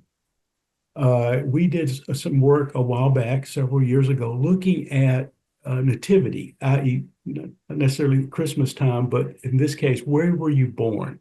Did it matter where you were born and your risk of having a stroke? And if you were born in the southeastern portion of the United States, your risk of a stroke was nearly twice as good as not being born in the Southeast. More alarming, if you weren't born in you're going to start smiling on me right now. If you weren't born in the Southeast, but you're living in the Southeast, your risk of a stroke was nearly half of what it was, and that was true for Caucasians. It was true for African Americans. And so being born, well, clearly it's not being born. That's just silly. But what it is are those lifestyle habits that we all pick up and adopt and deal with that we do in our early age. We've done some subsequent work, and it's that those formidable years from 0 to 20 years of age. If you're in the record industry and the music industry, they call it the 20 rule, meaning the music you listen to at 20 years of age is the music you listen to at 70 years of age. And I can myself testify to that. So those habits that I had when I was 20, I maintained throughout my life.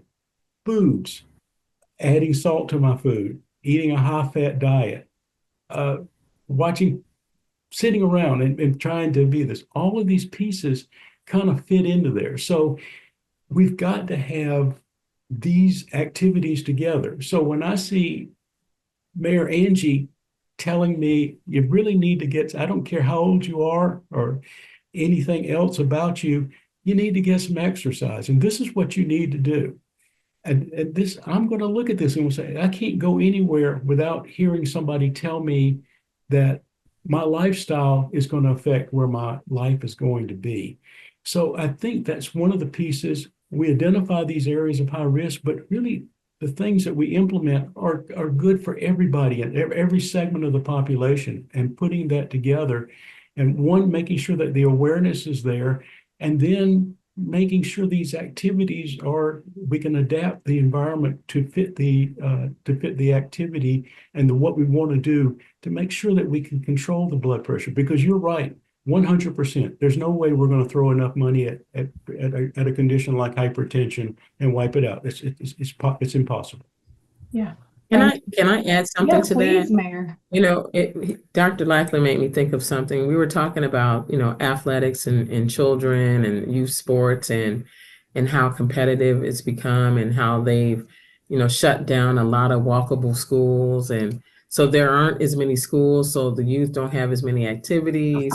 And, and I think about that because I'm like, we have to fill a gap to get families still involved and getting their students engaged and their youth engaged. And, our parks department, we're adding all these new programs because there just aren't enough slots for youth to participate in schools anymore. And it made me think about, how do we keep getting them more and more engaged without there being a cost? And that's kind of where, we are, whether it's a nonprofit organization doing it or the city. I think we have to become more and more creative to keep younger people, like you said, by 20, you're set. And then, and so if we don't have them doing anything by 20, we get into this mindset of, in front of the TV, in front of gaming and all of those different things. So that has really been something strategic that we're looking at is how do we get more and more families involved in activities? Brilliant. I really appreciate you bringing that in. And I think I recently spent some time with partners in the greater Cincinnati area and had their staff, which is multi-generational, multicultural, reflecting on kind of their experience in their community and what they want and need out of thriving. And I think one of the things we continue to see both in polling data, but also in those as I travel around the country, is hearing from young adults who, had a very particular experience coming through the pandemic at the age and stage that they were. And they look around and say, I want to know my neighbors. I want to be able to engage and bump into people, but I don't see that happening. And they don't, we've so quickly forgotten and lost that muscle that's what it used to be like. That you used to carry in the garbage can for your neighbor when they were out of town, and you used to spend time at the mailbox when you were all out there, or walk to events, whether it's parks or restaurants, if you're so lucky. And in rural areas, having grown up in a slightly rural area, just taking off and being gone all day. And the things that kind of design and those conditions afford you in terms of health and well-being and social connection.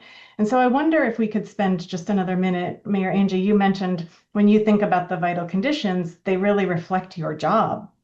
And I think that's so true. It sounds so simple, and yet, yes, yes, you do have and carry that responsibility and that mission. And yet, these are conditions that are way beyond only the purview of government.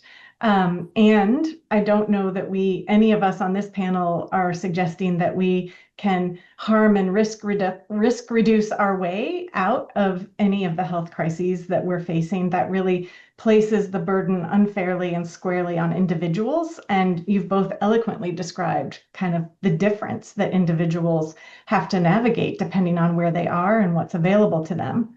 But those, that overemphasis on harm and risk reduction does end up producing a societal impact that we all have to carry the burden of. And it becomes a very circular argument of more crisis response versus investing in the things that would really create more equitable, fair, and life-giving conditions. Again, we refer to those as the vital conditions.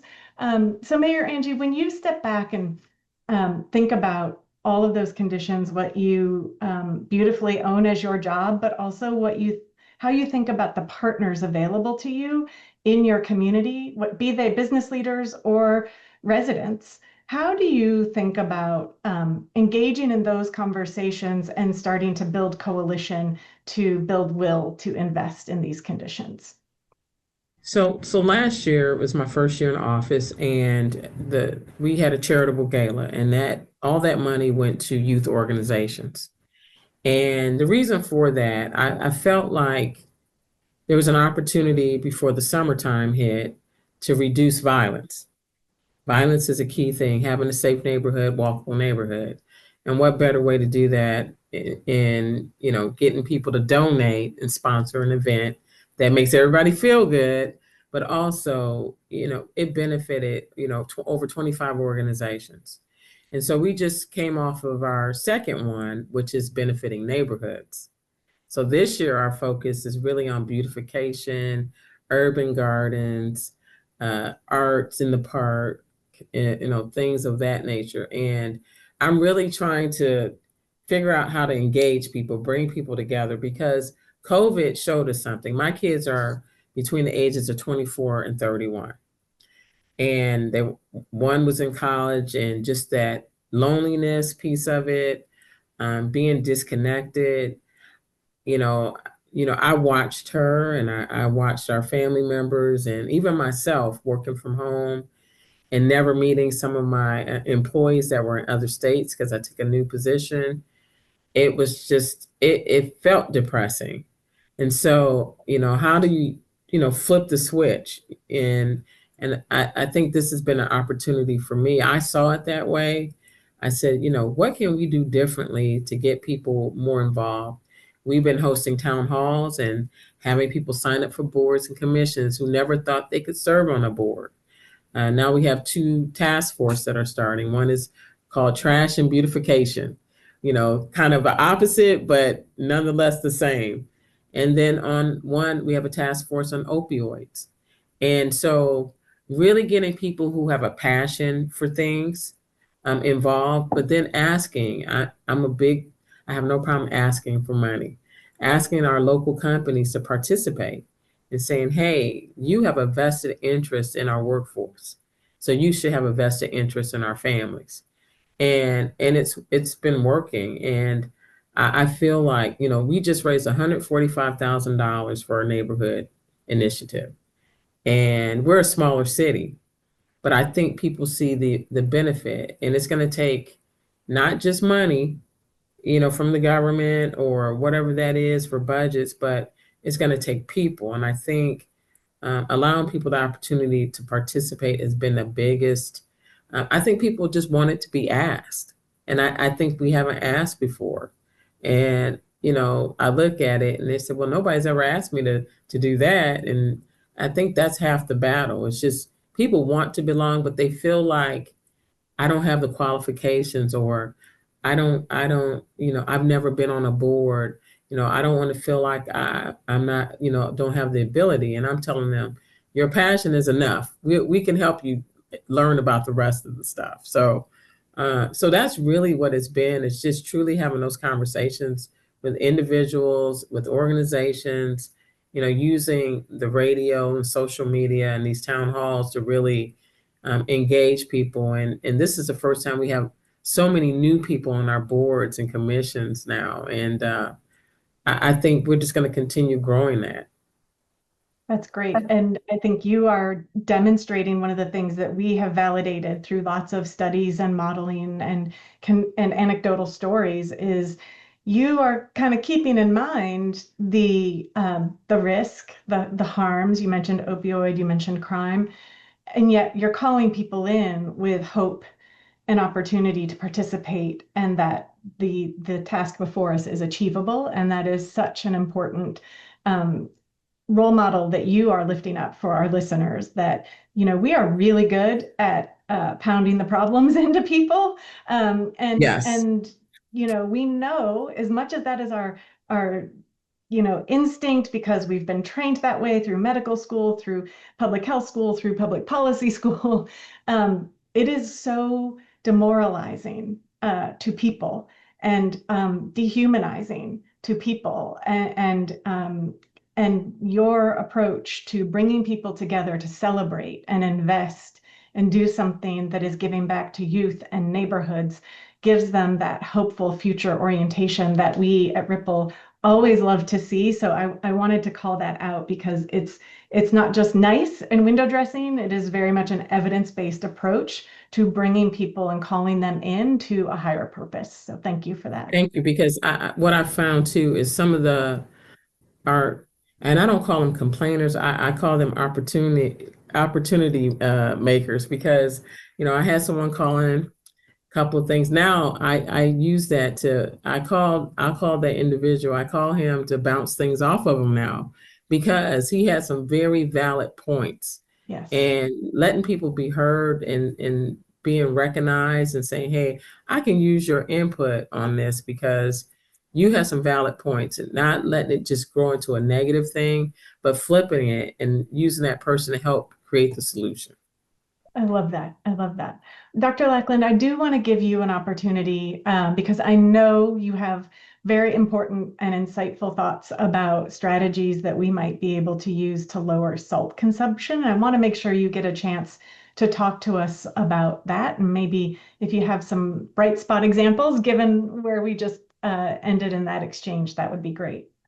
Absolutely. And I think one piece in addition to the salt is the blood pressure measurement. And, as technology has come up, knowing your blood pressure at a given time is so very important. That's knowledge, and that's an understanding of blood pressure, and getting that validated measurement.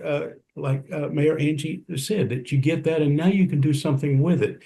With the devices that are out right now that are validated, that are very, very cost effective. If you want to say what would happen to get the blood pressure devices in the hands of individuals, the skill level now, in my day, it was you had to listen and be able to hear and all of that and noise. Today, the skill level is, can you punch a button?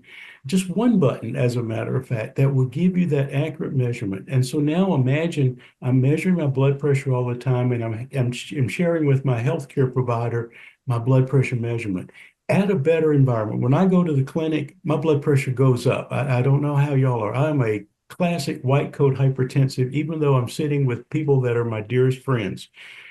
It's that. But if I'm at home, that's the blood pressure you want to know, and we're able to do that. And I think with technology as it moves forward, I see us one day of having this for all people to have access to good, validated blood pressure devices, but more importantly, the patient's knowledge of what those blood pressure values need.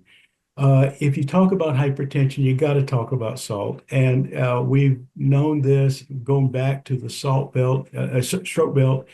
This is in the South, you used to preserve your meats in particular with salt, which is why you have country hams. Some people, whatever it's going to be, that are so salty. Our environment was filled with salt. And so the Southern diet, like many other populations, is a very high salt diet, and particularly this piece. So you acquire a taste for salt. So we have that kind of salt. The debate on the side, and this is a little bit of my view and my editorial, The debate that some will bring in is what is that minimum amount of salt that you need? And people say, oh, you need salt to live. Yes, you do. But there's no segment of our population in the world that takes anywhere near the minimum salt intake. We're magnitudes above it with our salts. We get our salt from processed foods and this kind of food. We don't, at least in the United States and in the South, we get a little bit from adding salt to the cooking, but not very little. Like other segments of the global population, they add salt to their food, and we talk to them about cooking. Ours is more of the processed foods and those foods that you get into a restaurant. And so you will say, well, maybe you should learn to read a label. Okay. And maybe we should.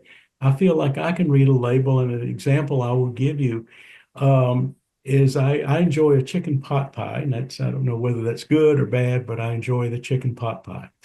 And if you look at the chicken pot pie, and it will say 700 milligrams of sodium. You say, okay, that's pretty good. That's beneath the 2,000 milligrams that I would think. But what I failed to do for you is to look at the number of servings. That's 700 milligrams in one serving. And the servings can sometimes be labeled that'll be very, very small. But I always say maybe for a very, very small child, but not for an adult, this serving is not there. So I think the issue is I think we consume more salt because we don't know how much salt we're actually consuming. And what happens from that standpoint, we come back into our healthcare provider and who asks, are you eating much salt? You're hypertensive, are you eating much salt? I say, no, I'm not eating hardly any salt. I don't add salt in my food. I'm not eating very much salt. In reality, I'm eating a lot. And so what I do is I maybe get now over-treated because it's thinking that he or she is thinking I'm not eating as much salt, and it's in that part. So I think this is an opportunity for us to improve awareness to among the population, but more so that I'm excited about what we have here. Where do we get our salt? From processed foods, from other groups. So if we just want to live in a silo and scream and holler about how much salt is out there, we're not going to solve the problem. That's what we've been doing. What we need to do is to collaborate with industry, with restaurants and stuff, such that we describe a meal that the consumer understands what they're consuming and building this in. Plus, we can show the advantage to restaurants, to providers, and show a low salt diet keeps your customers healthy, allows them to come back, and keeps them in a more healthy part. And showing this, again, this is why I'm so excited about this particular program that we're doing now and us working together, because this is the way that we can fix the salt problem. Working together, lowering that part, and properly labeling so that everyone kind of understands. Thank you. Well, we're almost at time, so I'm going to try to wrap us up and then invite each of you to say just one quick thing that you want each of our participants to walk away and think about doing tomorrow as a takeaway. So I am going to say thank you to my panelists. Thank you for helping us lift up opportunities to improve hypertension at a community level, thinking about the vital conditions and really the important role belonging and civic muscle play in that. Dr. Lackland, I'm guessing you're going to suggest that everybody should know their number and know what it means. And I'm going to bridge that into belonging in civic muscle and ask everyone to also know their loved ones' numbers and their neighbor, maybe who doesn't have somebody checking in on them all the time. Dr. Angie, I'm going to give you the last word. If you could offer one actionable thing that folks could do to help improve conditions in their community tomorrow, what would that be? It would be to get checked. I mean, get checked and be more active, whether it's walking outside for 5 minutes, walking inside for 5 minutes, doing arm wrestling with yourself if you have to, whatever the fun might be, but do something fun that makes it active and makes you feel good about what you're doing. Thank you both so much. I really enjoyed being able to talk to you. Thank you. All right, great panel. Thank you, Ms. Payne, Mayor Nelson Deitch, and Dr. Lackland for an exciting and thought-provoking discussion. You've helped us see that blood pressure control is not just a clinical issue, it's deeply connected to the environments we live in, the opportunities we have, and the conditions we navigate each day. By strengthening the vital conditions for health and well-being, Becky Payne, we not only improve blood pressure management, but also advance fairness and unlock broader benefits for the community, for actually communities across the country. So we now invite you all to continue the conversation in this question and answer session. This is a chance for meeting participants to ask questions, share reflections, and explore how the vital conditions framework can be applied in your own work. And reminder to please use the Q&A feature in Zoom to submit your questions, and we'll do our best to address as many as time allows. We already have some great questions that people have submitted, and I'd like to begin with a question from Janice Hall. I hope I'm pronouncing your name correctly. Janice is asking Mayor Angie what you've seen work well to get younger people active in the community. Well, first of all, good afternoon. I will say that you got to find young people to engage young people. So, there are so many different organizations that do this kind of work, and so they need funding, of course, but they also need location, they need space, and we're blessed to be on the lakefront and to have a lot of parks. So that's why it's really important to try to identify those organizations and a broad, vast group of organizations, because we have anywhere from gaming to droning to sports and athletics to double dutch jumping. I mean, there are organizations all over, and I think they see me as the cool mayor, I hope, because I know how to double dutch. But I just think me being engaged, it shows that, hey, I'm connected, but also that I'm trying to embrace younger people to do the good work and to keep them healthy and active. All right, thank you. Linnaeus Gilmore asks a great question. Patterns of access to capital means that entrepreneurs and business owners with less capital are often attracted to low threshold startups like liquor stores and convenience stores or even smoke shops. It'll be great to hear Mayor Deitch talk about her vision for community investment for a healthy environment. And Becky Payne, I'd like for you to comment on that as well. Your Honor? Yes. So I'm in my second year as mayor. I was on the city council prior to this, and one area where I grew up actually has the liquor stores, has the pawn shops, has all those different things that we're talking about. So this prior to me joining, we implemented an opportunity for some funding through our redevelopment commission, where we could provide some facade grants and some other things, because there were no tools in place to allow businesses to thrive there. So we end up with the low threshold, like you say, those cheap, parking lot with car lots and things like that. So that was one thing. The second thing is beautification and neighborhood groups. So we were able to use our American Rescue dollars. I asked the council last year, right when I became the mayor, to set aside some funds for beautification, but also to establish new neighborhood groups. I think the more that you have engaged neighbors, the more they will push back on certain types of businesses coming into their area.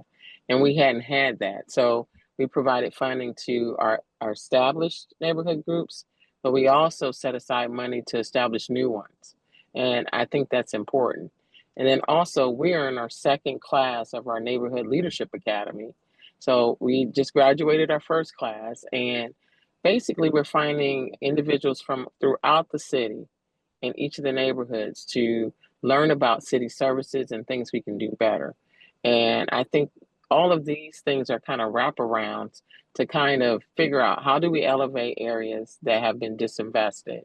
And that's really through people and having a voice. So those are the things that we're working on. Pretty much just beautification, neighborhood groups, because there was no voice. And that's how you end up with liquor stores, pawn shops, all in one area with no grocery store with healthy food. All right. Thank you, Mayor Deitch. Becky. Yeah, hello.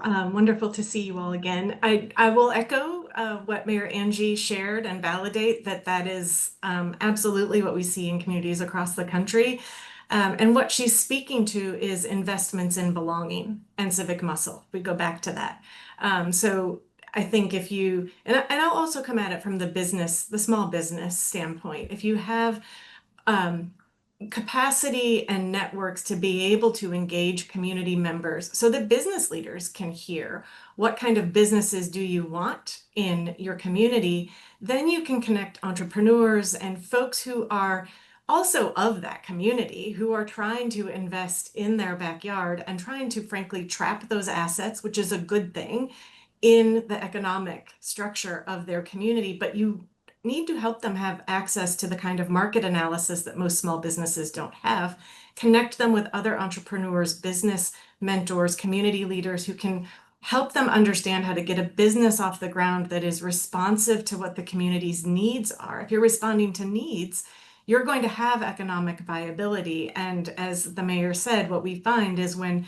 those community voices are brought in, they know what they need and what they want and what they can support with their dollars. And then you have more stability in an economic core in a community. You don't have as much turnover of those businesses because they're actually providing those services. And you can't underestimate the bright ideas and the sparks of innovation in small business that can come from hearing from community members the kinds of problems that they would like for their business community to help solve. You may spark a whole new line of entrepreneurship, small business owners who simply also need some help to be connected, yes, to economic assets, but also to the mentorship and the know-how to do that community voice-driven market analysis and meet those needs.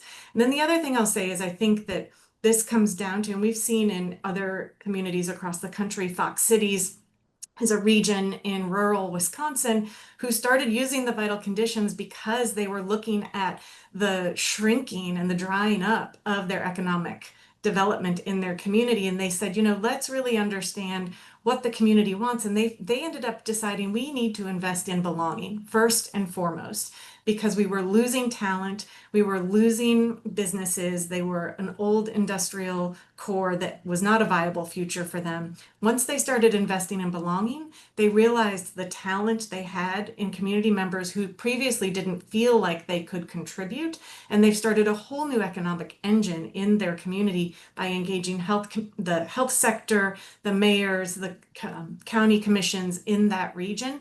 And it started with an investment listening and an investment in belonging and civic muscle, and now a whole new economic engine that is keeping and retaining the talent that they are growing through their education system.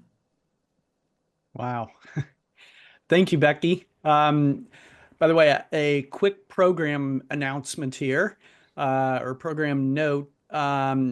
We have a late addition to the program for this meeting, so please stay with us for a conversation that I'll be having shortly with the newly appointed acting chief of staff and senior advisor to the U.S. Surgeon General, Dr. Stephanie Herodopoulos. So I'm excited to have that conversation. We'll be talking about how MAHA ties into raising the priority on hypertension control and on improving cardiovascular and metabolic health. So please stay tuned for that. Now, Dan, I know there's a heck of a storm going on outside your windows there in Charleston right now, so hoping your power stays on. A few minutes ago, you were talking about the problems with nutrition labels and how that's a challenge for people who are trying to eat healthy and particularly keep sodium down. Is technology going to solve this problem for us? I've read recently that many consumers are turning to apps such as Yuka to obtain nutritional information as they make up their grocery lists or as they're shopping. Is that going to solve it for us, or is there more that we need to do? Well, I think it's a wonderful question, and this is a wonderful panel, and I'm learning so much. I think it's got to be simple, and I'm going to be very optimistic. I think we can get there. Now, if it's reading labels, you're trying to teach an old guy like me to read labels, and I'm getting screwed up, and I'm eating a lot of salt, and I'm eating a lot of calories. But Those pot pies. But that's right. But technology is so great now. Apps, as you just mentioned, other aspects of it that I can now do, maybe let AI come into me and now kind of read the label for me and help me. But the most important thing is I need to understand. I don't want to just wallow out in ignorance and not understand exactly what I'm consuming, particularly with things like salt. I need to understand, but there's a lot of different, I think, mechanisms that are going to help us do that. And when I do understand, I now know if I am taking in and maybe kind of adjust it. And to give you an example that we've seen in it's not hypertension, but more so in the diabetes world. Boy, think up how you're doing those measurements. Most people with diabetes that are monitoring their blood sugar, they know what they can eat. They know what products are there. So I think there's some wonderful models that are there. Technology is going to help. And I think keeping with the theme that we brought in all the way, we can do this with a very cost-effective approach. All right. Thank you. Gosh, we have more great questions that have been posed, and I'd love to take the next half hour with you all to cover them. But unfortunately, we've reached the point where we need to transition. So let me thank Becky Payne for a great job of leading this panel, as well as your contributions and your leadership, and Mayor Angie Nelson Deitch of Michigan City, and Dan Lackland, world famous in hypertension control. We're grateful for a very interesting and meaty panel. So thank you for giving us a lot to think about and act on. Perfect. And now I'm joined by Dr. Madele Ogini, a professor and master clinician at Emory University and past co-chair of the National Hypertension Control Roundtable. Dr. Ogini and I will attempt to recap this convening and briefly discuss some key takeaways. That's a big challenge for us. So welcome, Dr. Ogini. Thank you, John, for having me. And I will say that it's been a wonderful day of discussions, and I've been taking notes furiously. So thank you for the time. Yeah, well, thank you for joining me. It's always an honor and a privilege for me to join you any place, even virtually. So, Madele, Paul Welton, who's an authority figure on hypertension, if ever there was one, reminded us that high blood pressure is the world's leading preventable cause of death. Can we be reminded too many times that hypertension is a more significant cause of death and disability than smoking, obesity, and diabetes? Yes, John. I mean, Dr. Welton has been a leader in this area, pioneer in this area. But as we think about high blood pressure as a preventable cause of death, definitely the public, he pointed out something that the public doesn't hear enough. And one thing for us to take away is that 80 to 90% of cases of hypertension are really linked to modifiable risk factors. So that means that for most people who think hypertension is their destiny, they actually can do something about it. This is a real opportunity for us to change that narrative at the patient level, provider level, healthcare system level, and I'm glad that this convening focused on that. Yeah, that was such an important point, and it tied right into Frank Lentz's comments. Yes, you are exactly right. You know, two aspects of Dr. Lund's comments really were striking to me. You know, he was very candid about his struggles, about managing his blood pressure, and that he made it a priority, to follow his treatment plan, even after suffering 2 strokes. We usually don't think about the disability, the morbidity that comes from uncontrolled high blood pressure. He also made a blunt statement that all the data and facts about hypertension, they really are not persuasive to anyone else. Maybe perhaps to those of us who are here today. So how do we take all the information that we know, the data that we know, how do we translate it into meaningful feasibilities to help us achieve blood pressure control? And I'm glad that this was really focused on in this convening. Well, me too. In fact, I think one of the key takeaways from this convening is that we must make the invisible visible. Hypertension, as we talked about with Frank Luntz, gets less attention than cancer or erectile dysfunction because the effects are invisible. Yes, and I think that ties into the notion where we say, there's a saying that says hypertension is a silent killer. The thing about blood hypertension is that if you don't measure the blood pressure, you're never going to know that there's hypertension. Frank and Laura Rees, they really made very strong comments that I think that, as you and I have talked before, we need to think outside the box if we want to achieve hypertension control. Some of the points they made was that us researchers, clinicians, people that make decisions, we must rise to the place of taking these facts into visual storytelling. When you think about all the scientific articles, especially in the time of COVID, we saw the impact of what we call graphic abstracts that really take the data, but with graphics, they create that visual story that is impactful for the general audience or the lay audience. People usually respond to what they see and what they feel. Also, I like the fact that Laura helped us to understand why this is so. Visuals along with emotions are processed on the right side of the brain. So think about looking at a baby photo.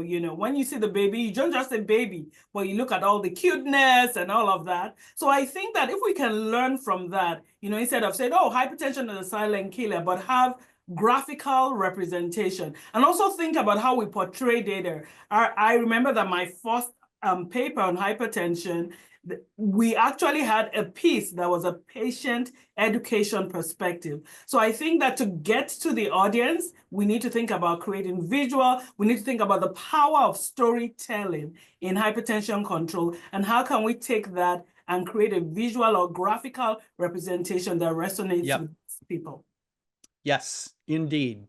Both Frank and Laura said that we should help people visualize what hypertension could cost them. So I like your observation about the graphic abstracts, but then there's the other side of it, the emotional side. So people missing moments in life, like seeing their kids graduate or grandkids grow up. I'm reminded of the Tips from Former Smokers TV campaign, which Frank mentioned in his comments. That's one of the most effective public health communication campaigns ever, because it does exactly what Frank and Laura recommended. And then Laura's point that repetition works resonates with me. She mentioned BMW using the ultimate driving machine tagline for 30 years. Hypertension needs its own tagline that we repeat over and over and over to position it at the top of consumers' minds. Model A, you made a statement more than a year ago that because it evoked a visual in my head, it keeps hypertension at the top of my mind. Do you remember what it was? Yeah, I said uncontrolled hypertension is lethal. Yes, and I don't know if that would work with consumers, but I wonder if we could use it to raise clinicians and health systems' priority on blood pressure control.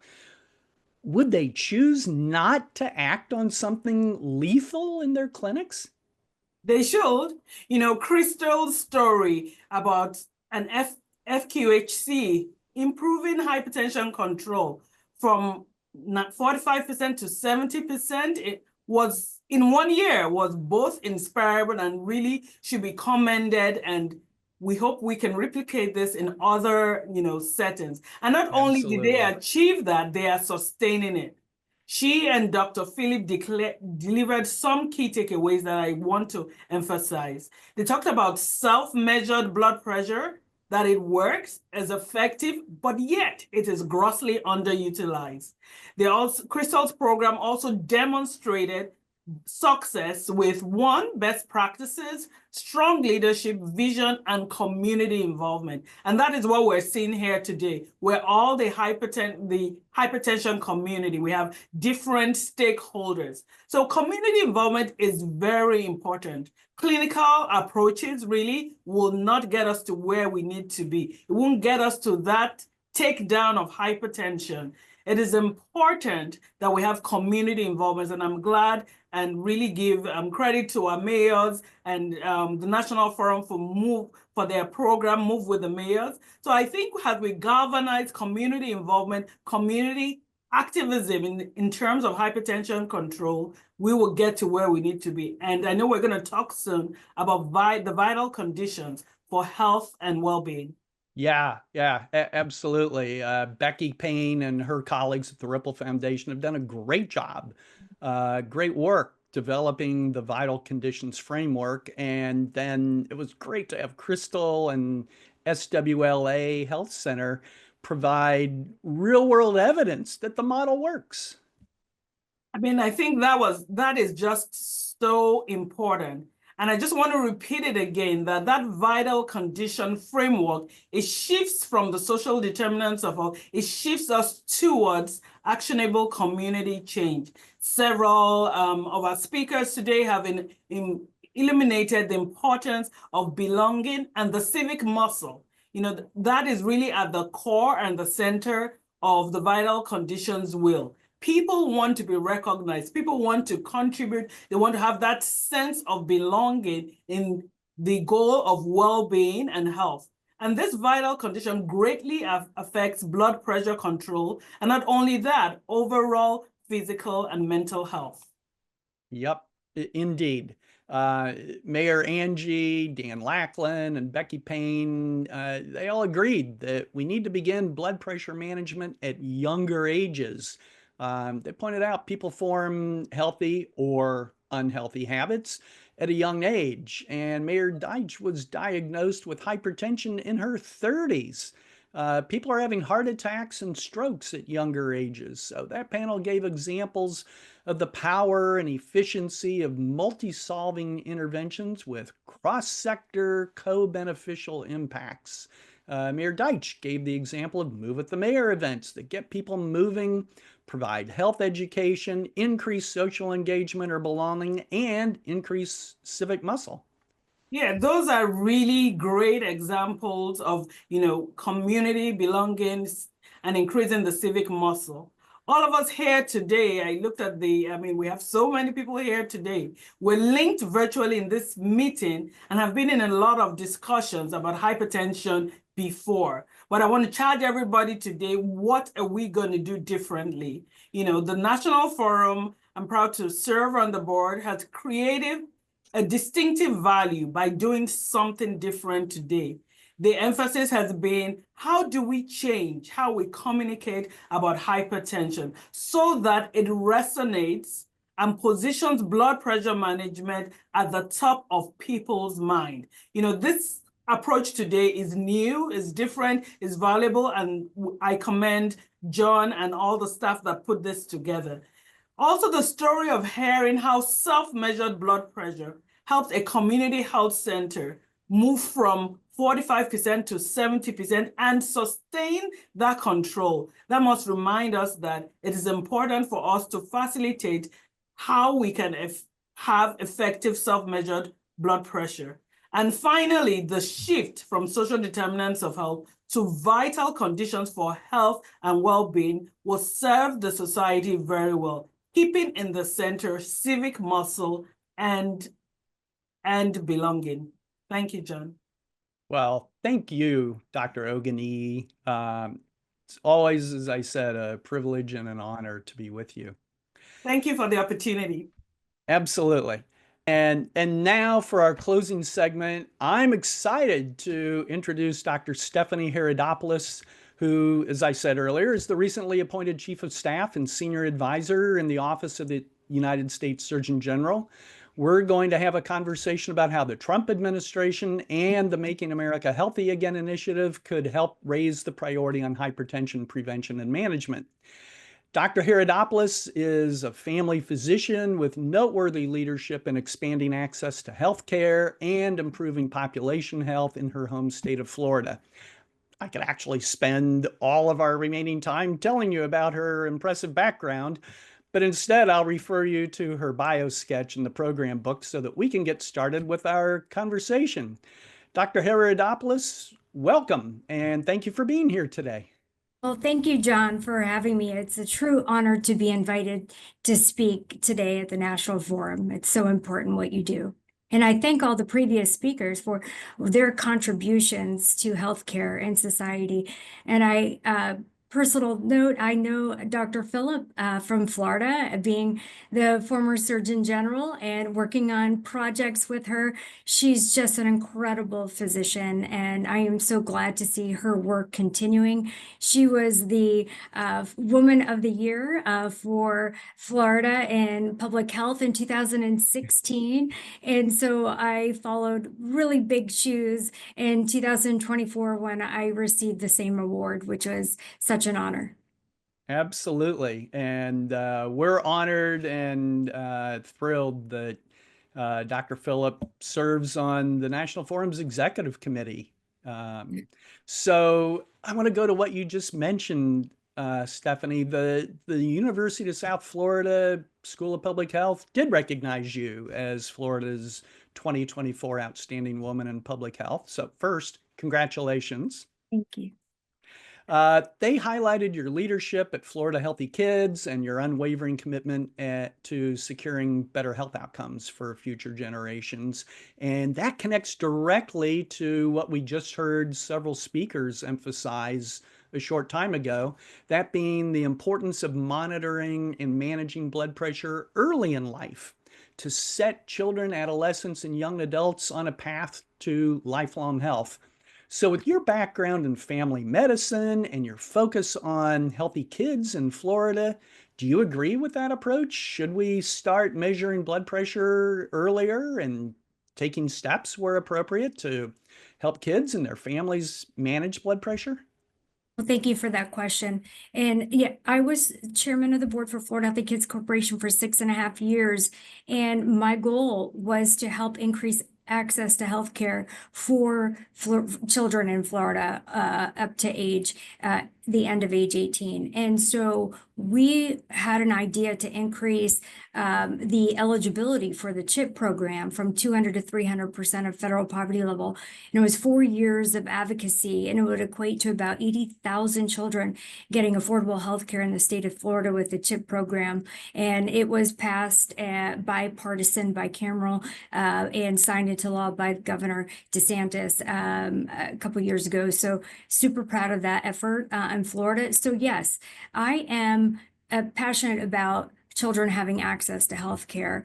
I actually was born with a hole in my heart. I had atrial septal defect, and I had open heart surgery at Columbia Presbyterian in 1976 when I was 4. And if I hadn't had access to healthcare, I might not be here today. And that, I think, is what drives my passion. I started life as a patient, and I have that empathy for my patients. In fact, I created my North Star at age 4 and said that's what I was going to do with my life and never change from my trajectory. So I always come with the sight of being a patient and having that empathy and wanting to make sure that all of my patients, for the over 2 decades I was on the front line, seeing generations of families in my county in Florida, had that access to care. But to your specific point about screening, yeah, early and often, I think, and it's recommended that at age 3, at the annual wellness exam, we should start screening for blood pressure in children. And of course, it depends on the chart and where they are with sex, age, and height, if they met criteria. And of course, we would start with lifestyle modifications. I know I'm speaking to the choir here. Everyone talks about that first. Of course, we recognize it, and then we try to reverse it. And the last doctor that just spoke, when she said 80% are modifiable risk, hypertension, she's so right.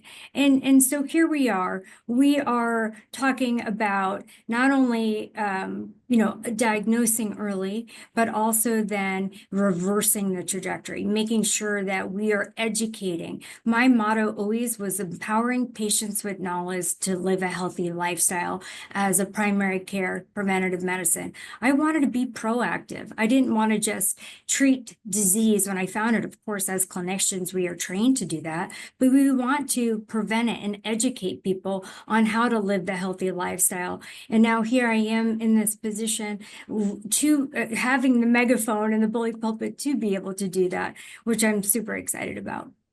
Yeah, that's great. So talk about that for a moment. How does early and often, how does your motto translate to making America healthy again?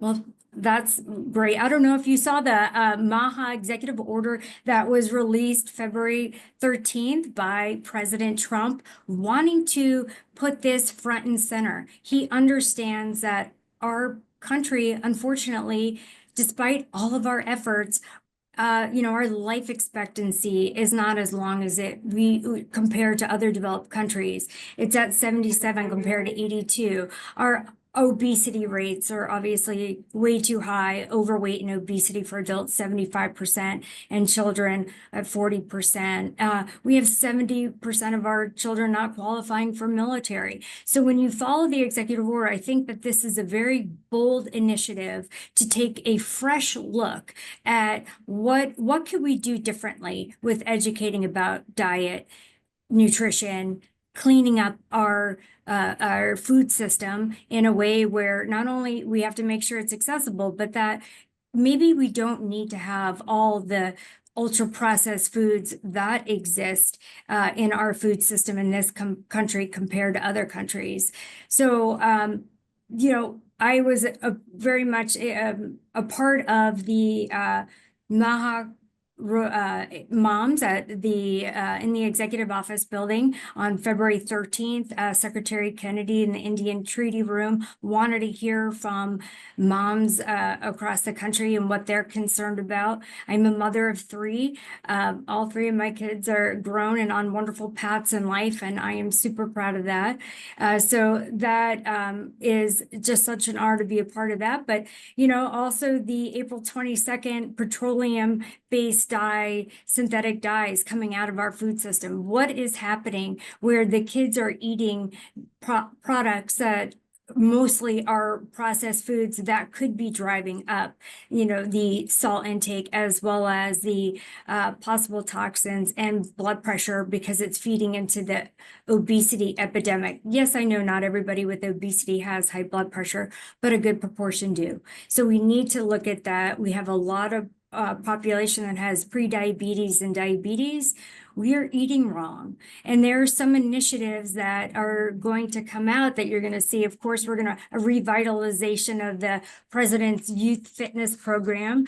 You're going to see the President's Council on Sports, Fitness, and Nutrition to Making Healthy America Again.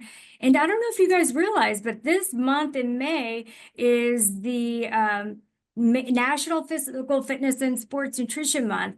And over the next 10 years, it's going to be the decade of sports. So getting kids excited about, just America being home to so many great sporting events, having role models that are going to be active, and encouraging kids to get off of, their cell phones and screen time, and getting them to move more, and getting them off of, playing the games, and going outside and enjoying the fresh air and being active in eating healthy. I can't stress that enough. And that is all going to be encompassed in this MAHA movement.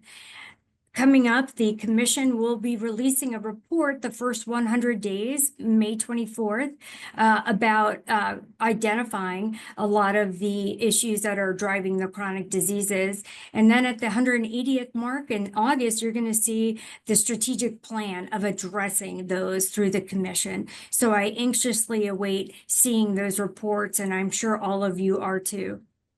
We are indeed eager to see those reports.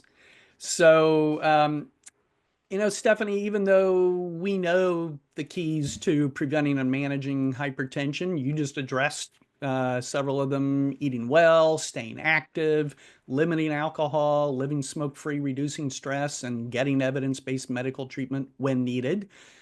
Fewer than half of U.S. adults with hypertension have it under control. So that was a great rundown of strategies to address those things. But I wonder, how will MAHA make hypertension prevention and management a bigger priority for the United States? Well, I think it all falls in the lap of MAHA. When you modify the risk factors that we are discussing, whether it be, way we're eating, because not exercising as much, the diabetes rate, the cholesterol rate, hopefully the blood pressure rate will come down. If we really make it a priority for Americans to really hear and listen to us. And I heard, what the previous speakers were talking about with pictures, Frank Luntz especially. He's a brilliant man that I respect greatly. And he's so brave to talk about, his past, his comorbidities and what he went through. I think it's very encouraging for people to see that. Yeah. And But it's to ongoing have- struggle. Well, it's ongoing, yes, of course. Yeah. But we do need to warn America, and with pictures, and whether it be with Surgeon General, awareness campaigns, with calls to action, with advisories, with and so once our Surgeon General does get on board, you will see a lot of that getting pumped out of our office. Having, instead of just text, rotating pictorial messages that are telling a story, and story banking, and showing, obviously a picture says 1,000 words. I think that is going to be so key to showing and uncovering the silent killer. Or I know we don't like saying that, but it's true. A lot of people don't know they have blood pressure, yet half of adults have it. And so talking about it, making the conversation top and center so people understand they need to check it. And then going forward, we have continuous blood glucose level monitors that more and more people are actually getting on board with, so they could teach themselves how to eat. There might be some tech companies in the future that will have continuous blood pressure monitor devices that can, accurately and with validity have the continuous blood pressure that is a little bit more technologically savvy, that medical professionals can look at and guide patients. But I want people to really change their lifestyle first. I understand medicine is sometimes necessary, but it was always my last resort. And I know that all of you would like to see that people change their trajectory of their lives with eating healthy and exercising and understanding what is happening to their bodies. And then, of course, medication sometimes is necessary, but a lot of people are being maybe over medicated, and we need to take a giant step back with a different perspective and just say, what what could we do better with common sense initiatives. And so where will that be? We have some iconic figures that are here that can really resonate that message out at HHS. And I hope with the future, we're going to make some great improvements in life expectancy, as well as, decreasing the incidence and prevalence of hypertension. Well, we certainly look forward to joining with you to turn the American life expectancy disadvantage into the American life expectancy advantage. I'm particularly concerned about the vaping epidemic, and I don't know, we've done so great as America with tobacco abuse, and we know that that's a modifiable risk factor for hypertension, cardiovascular disease, and stroke. But at some point, we're going to have to talk more about the younger adults and adolescents that are still partaking in vaping. We've improved since 2019, the numbers, it's come down, right? So we need to keep on that trajectory, but we don't want to lose hold of that. And I think that there's still millions that are doing it, and who knows really the chemicals that are in there. And I think that if we're going to talk about it, when we talk about tobacco, I think we need to add that in and really increase the awareness of dangers, so the younger generation doesn't think that it's a safer alternative. Not that I'm saying go back to smoking, but with the chemicals and the nicotine combined, we know that it can increase heart rate and blood pressure. And I want, if you could also continue that conversation. I know there's an association, and I know there hasn't been long enough for a causation, and there needs to be more longitudinal studies going forward with the 20 years, and then of course an analysis of the data. But that is something that's very important to me, that I started when I was on the Tobacco Advisory Council for the Florida Department of Health back a few years ago, and I'd like to carry that torch here on the national level. Well, Dr. Herodopoulos, you see the smile on my face. I'm sure if everyone's camera was on, you'd see lots of smiles facing your way. That's all very encouraging news. So we heard it here, and thank you very much for sharing that perspective. And I think about the progress you just talked about that we've made with smoking cessation, tobacco cessation in the United States. It's such a great, powerful illustration of how working at the bottom of the pyramid, the public health pyramid, has so much power to affect change that does improve health and well-being for large numbers of people. So love your references to that. Final question for you, Dr. Herodopoulos. Hypertension is the top risk factor for stroke, heart disease, and heart failure. That's what is bringing us together today. But it's certainly not the only one. We know high cholesterol, diabetes, obesity, and smoking also play big roles in driving premature death and disability. How will the MAHA initiative step up America's efforts to prevent and manage those critical health risks? Well, I think I just mentioned one, but I think they all are in lockstep. I really do believe that we have an opportunity this year to rewrite dietary guidelines that will be coming out in partnership with USDA every 5 years. That's due by the end of this year statutorily. So you're going to see HHS have a lead on that, and that is super exciting that it's happening around this time. So not only adjusting dietary guidelines, but also reinvigorating these presidential, youth fitness program, as well as the Council on Sports Fitness and Nutrition. So with that, I think that those are going to be very instrumental on helping people as they exercise more, as they eat healthier, lowering cholesterol, lowering blood pressure, and avoiding diabetes.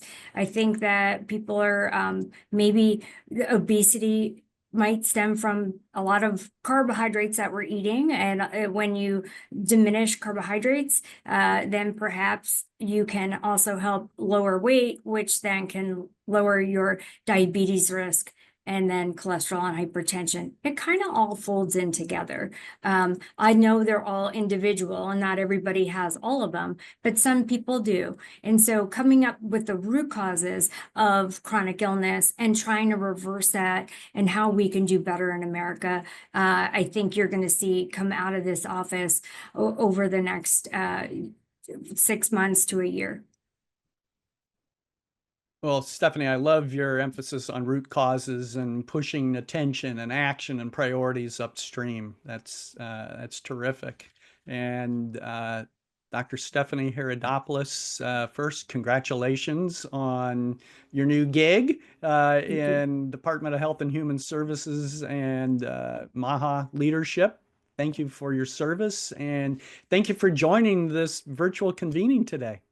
Thank you. And I really appreciate the invitation. And I want to continue the conversation with you on your forum. I know that what your work is so vital and important to the health of America. And I appreciate all your hard work for all these many years before I, of course, got on board in what you're doing. So thank you again. And we will be in touch, I'm sure, as the months unfold. Well, we right back at you. We look forward to continuing the conversation as well. So thanks to Dr. Herodopoulos and all of our speakers today, and to folks who asked questions. Now I have a request. Please open the link that's in the chat box and take a couple of minutes right now to fill out the meeting evaluation. We will read your feedback and use it to continuously improve National Forum convenings. Our goal for today was to give you something noticeably distinct from the hypertension focus meetings we've all attended. If the approaches we've heard or even presented at prior meetings were working, the US would not be below 50% on hypertension control. But we are, and we need fresh approaches. So I hope that today's conversations with people who've formulated messaging that has helped men and women get elected to high office, and strategies that have helped brands become the first ones you think of when you need a product or service, we've given you new ideas about how you and all of us together can move the needle in the right direction on hypertension prevention and management, and strategies that we can apply to lipids, obesity, and diabetes as well. And that the examples of strengthening the vital conditions for health and well-being gave you ideas you can implement. Now, some vitamin G or gratitude to our convening sponsor, AstraZeneca, and the National Forum's contributing members. Their support made your no-cost participation possible. Amgen, Medtronic, AstraZeneca, Boehringer Ingelheim, Novartis, Novo Nordisk, and Merck. And I want to call out Julie Harville, the director of this convening, our producer extraordinaire, John Bartkus, and the National Forum team members who contributed so much to the planning and preparation for this meeting. Stacy Resendez, Whitney Weber, Amanda Thomas, Sunny Sue, and Jen Childress. Thank you. Please watch your inbox for a message from Julie Harville asking for your input on graphics for the Hypertension Takedown theme. We're going to use this theme for ongoing collaborative efforts to lift the U.S. hypertension control rate up to the Healthy People 2030 goal. And we want you to be part of the creative as well as impact-producing process. You will also receive an email with a link to the recording and summaries of today's convening. Please share the link with colleagues who couldn't attend the event today. And finally, please check your calendar to make sure that you have Wednesday, October 22nd, marked for the National Forum's 2025 annual meeting. Thank you for joining us today. We are adjourned.